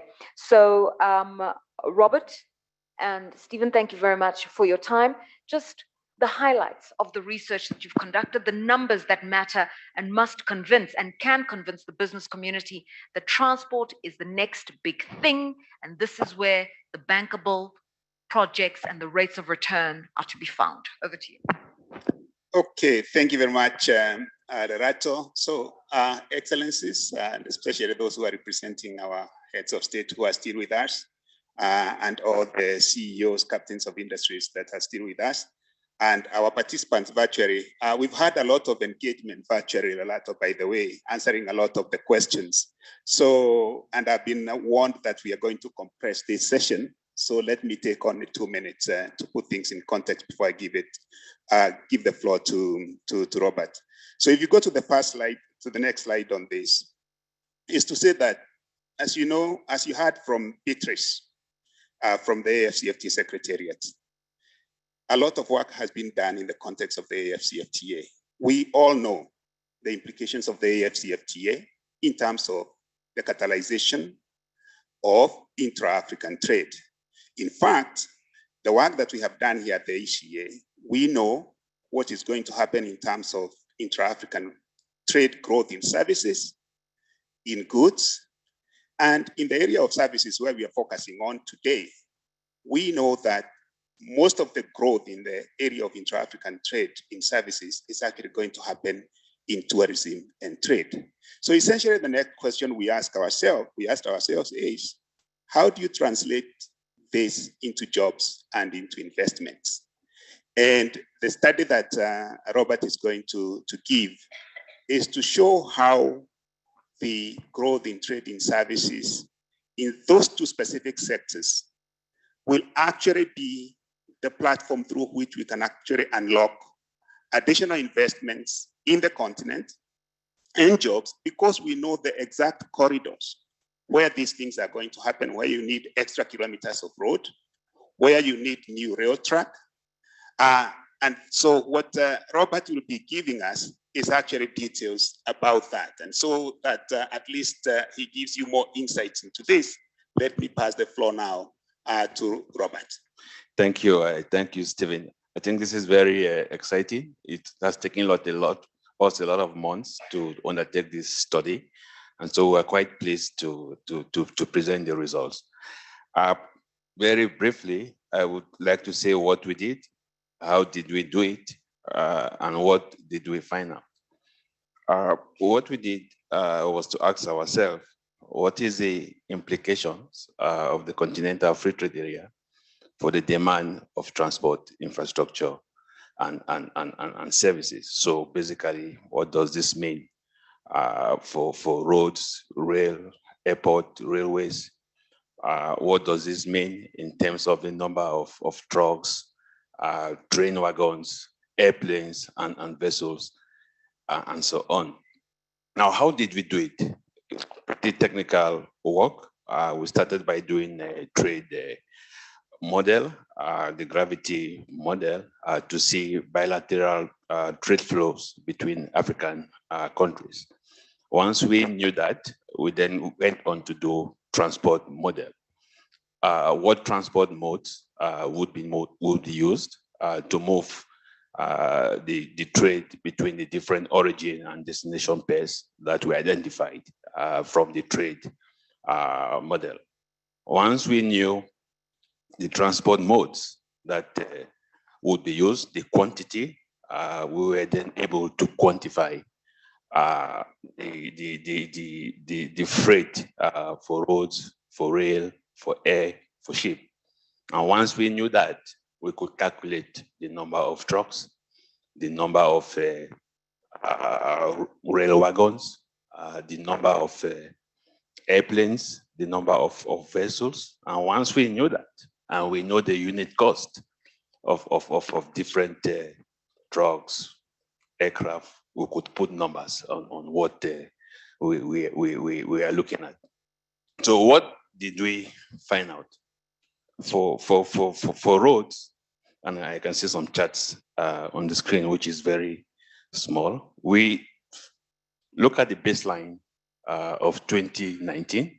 We look at the horizon of 2030, and we look at a number of scenarios. The first scenario is what happens if we implement the continental free trade area by 2030. What happens if we implement the continental free trade area plus regional infrastructure projects that we have on the continent? And we have some very interesting results. I think today, the road is the lion's share of freight on the continent, 77%. But if we do implement the continental free trade area, this will fall to about 69% or so. But the most interesting findings we are having is that the railway today carries just 0.3% of freight on the continent. If we implement the continental free trade area, this will move to 6.8%. And this has implications for investment in railways.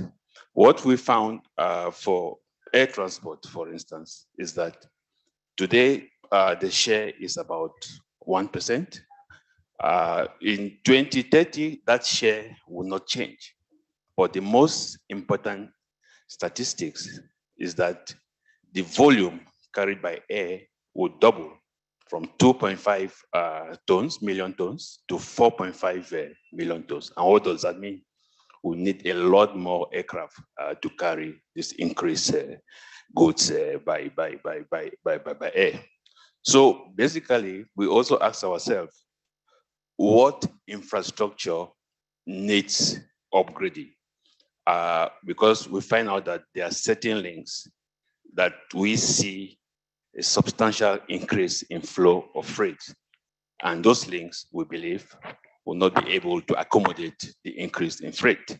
And so they need upgrading. And for roads, we identify over 600,000 kilometers of roads that need upgrading. For railways, we identify more than 87,000 kilometers of railways that will need upgrading. And we can begin to put figures into this, because we know that we need about $0.5 million to $1.5 million to upgrade a kilometer of road. And if we do that mathematics, we are able to say that we need between 25 to 60 billion dollars to upgrade our road. The increase in goods as a result of the continental free trade area.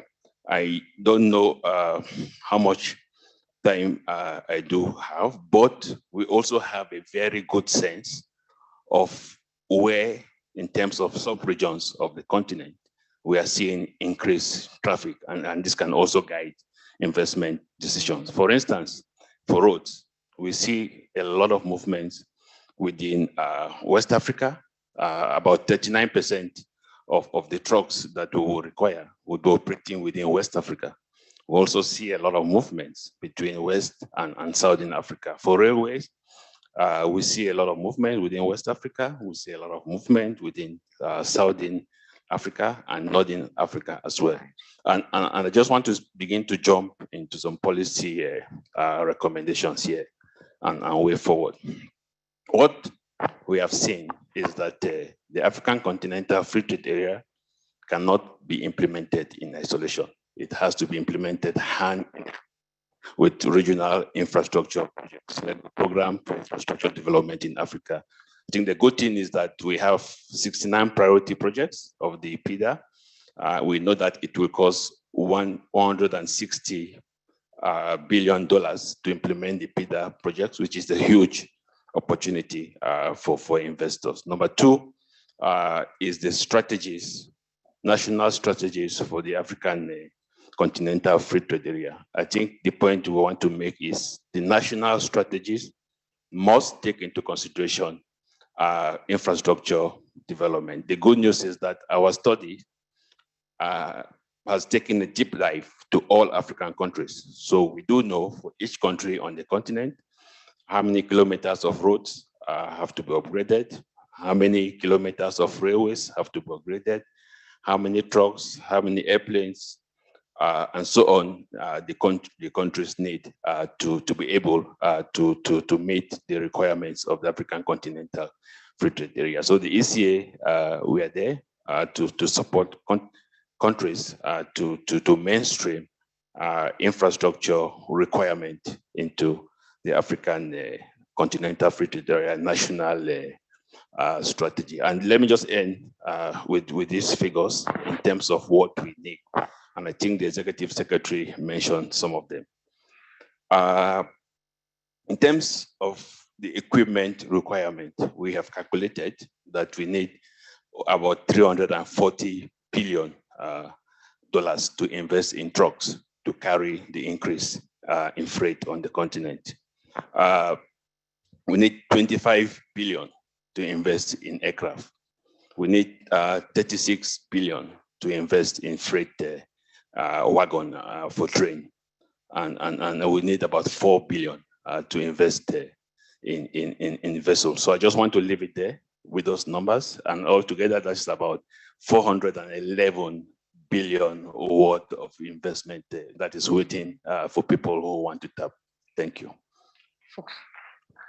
Thank you so much to the authors of our research, talking us through the key highlights. 400+ billion is not a number to be scoffed at across the value chain, shared out, creating jobs. I think your research also says as a percentage of economic output, 7%, that's a lot of busy people that can participate in the economies across the African continent. So thank you very much for sharing with us the core elements of this research that inform our discussions here today. Finally, we have a comment from Walter Mzembe, who's the chairman of the World Tourism Network for Africa, the former Minister of Foreign Affairs and Tourism in Zimbabwe, coming to us virtually. Could I get a signal whether he is online, lined up to talk to us?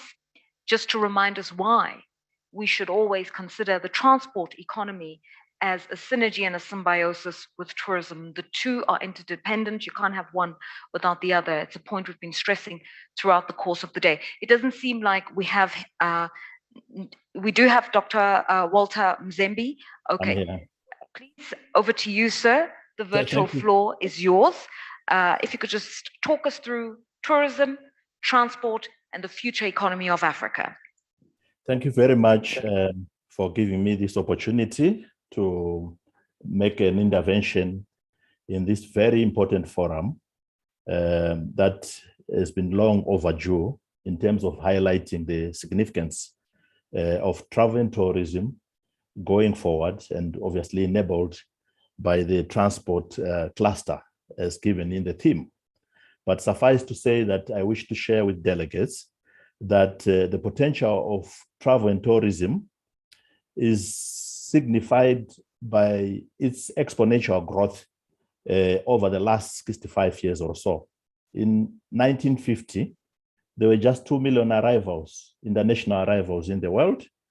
And on the back of the aviation revolution, the global market has grown exponentially, at least up to 2019, before the COVID-19 pandemic, to 1.47 billion arrivals. And therefore, I'm yet to see any sector which can challenge the bullish growth of travel and tourism. No wonder it doesn't surprise, therefore, that even the United Nations World Economic Situation Prospects 2022 report actually still situates travel and tourism as the third fastest growing sector, third only after fuels and chemicals, and displacing food to the fourth place in terms of its export contributions, and also in terms of its catalytic aspects to revive the global economies.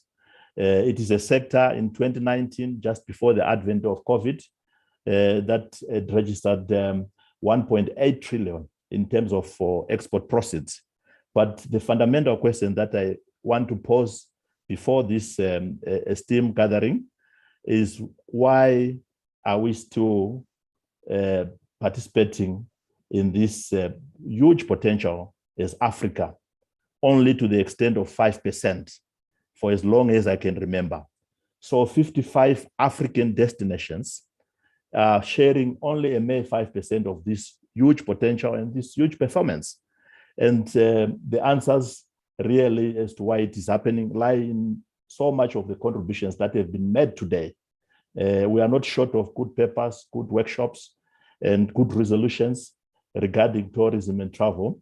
I think we are missing in action on implementation.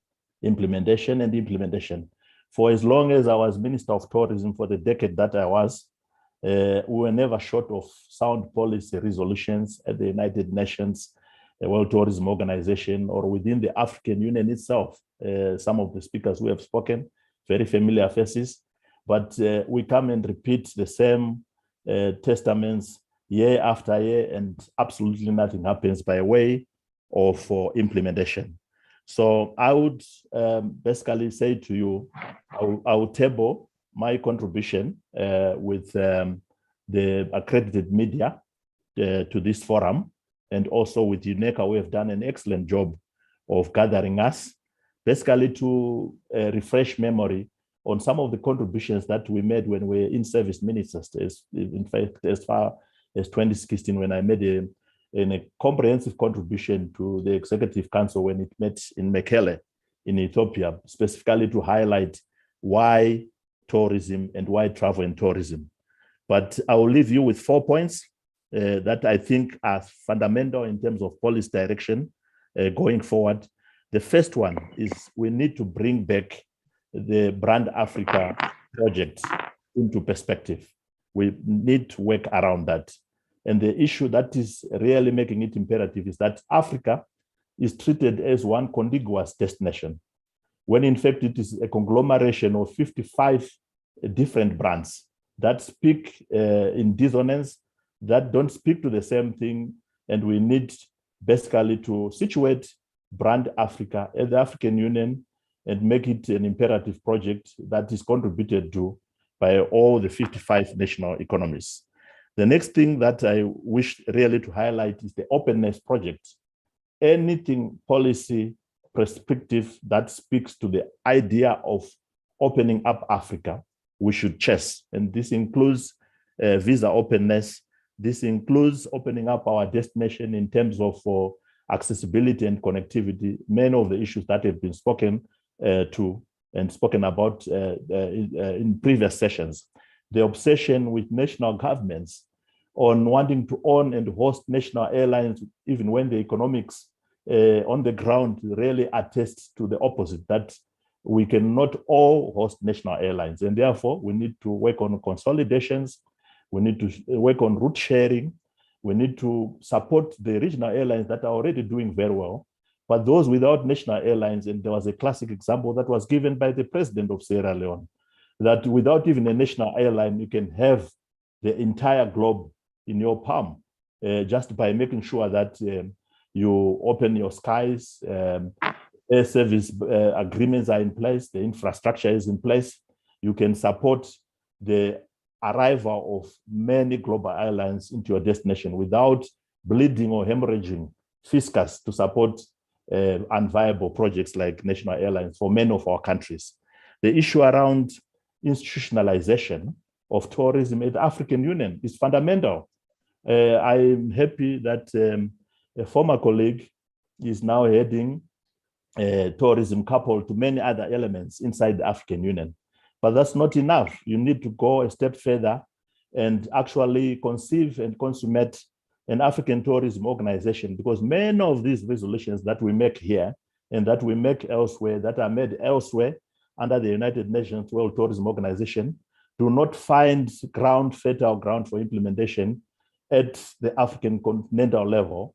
And therefore, we will need to make sure that we resuscitate a project that we started way back, and I think it froze around 2019, of the consummation of an African or Africa travel or tourism organization with an imperative membership of all the 55 countries, but basically assist with the core business of making sure that all the enablers and facilitators of tourism are in action and they're seeking in consonant altogether.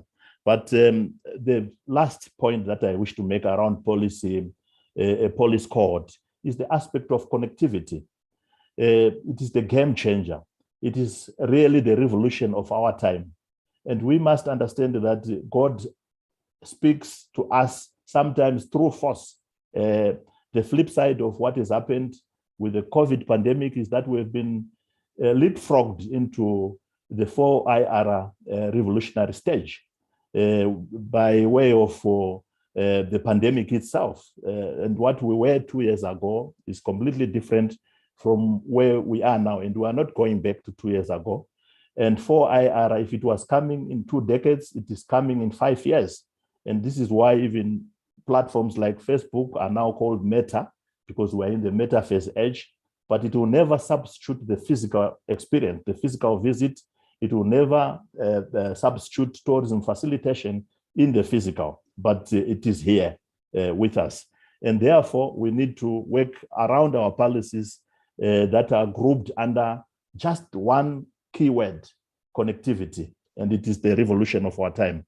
But I will end here because I know that we are the last speakers and we have to rush to the next sessions. I'll table my paper with you. It's quite comprehensive, and it will speak to many of the aspects that have been dealt with today. Thank you for the opportunity to engage you. And we thank you, Walter Mzembe, Chairman of the World Tourism Network, for just raising some salient points, reminding us what matters. And I think ultimately, you know, reiterating the point, we know what needs to be done to accelerate Agenda 2063, development on the African continent, and which sectors of the economy to tap into. We know it. The research is there. It's done. It's thorough. It's credible. The issue now is just to get it done.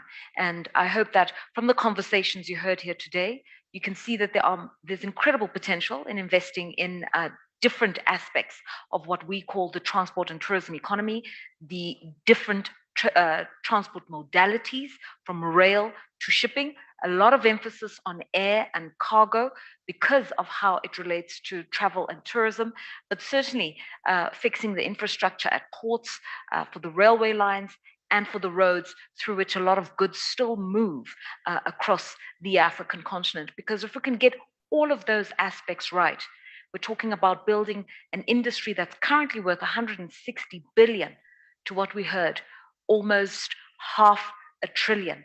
And in it, so many jobs to be created. And we were reminded that ultimately, that's why this work is being done, for the jobs and for the opportunities that it creates for all Africans, but in particular for women who are these traders moving across borders, and young Africans who'll be migrating from country to country, if not for a tourism cultural experience, but for an experience as labor to go and work somewhere, hone in and carve out new skills. This has been the 5th African Business Forum brought to you by the United Nations Economic Commission for Africa, Google Global and Google Africa in particular, and also Africa 24. We want to thank all those who've collaborated with us, including at the highest levels at the African Union Commission, and also across other development finance institutions such as Afrexim Bank, the African Development Bank, and many of those that participated. May I also thank our distinguished leaders who were here, the President of Sierra Leone, the President of Botswana, and of course, the Minister of Foreign Affairs for the Gambia, who's still here with us. We thank you very much for your time, Your Excellency Tangara. As I adjourn the session for today, may I remind all our delegates who are physically with us here in the auditorium in Addis Ababa that lunch will be served in the banqueting hall, lunch courtesy of the UNECA. We really appreciate it. We appreciate your time. We appreciate your questions. And yeah, go out there and make Africa shine, because here it's all about the ideas for a prosperous Africa. My name is Lerato Mbele. Bye-bye.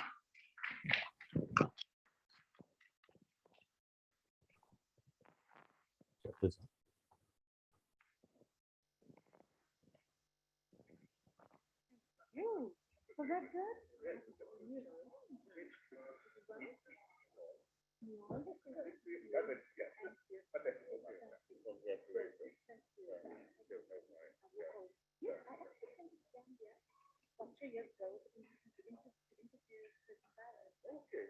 lovely. Everybody was so accessible, wonderful. Go jogging around.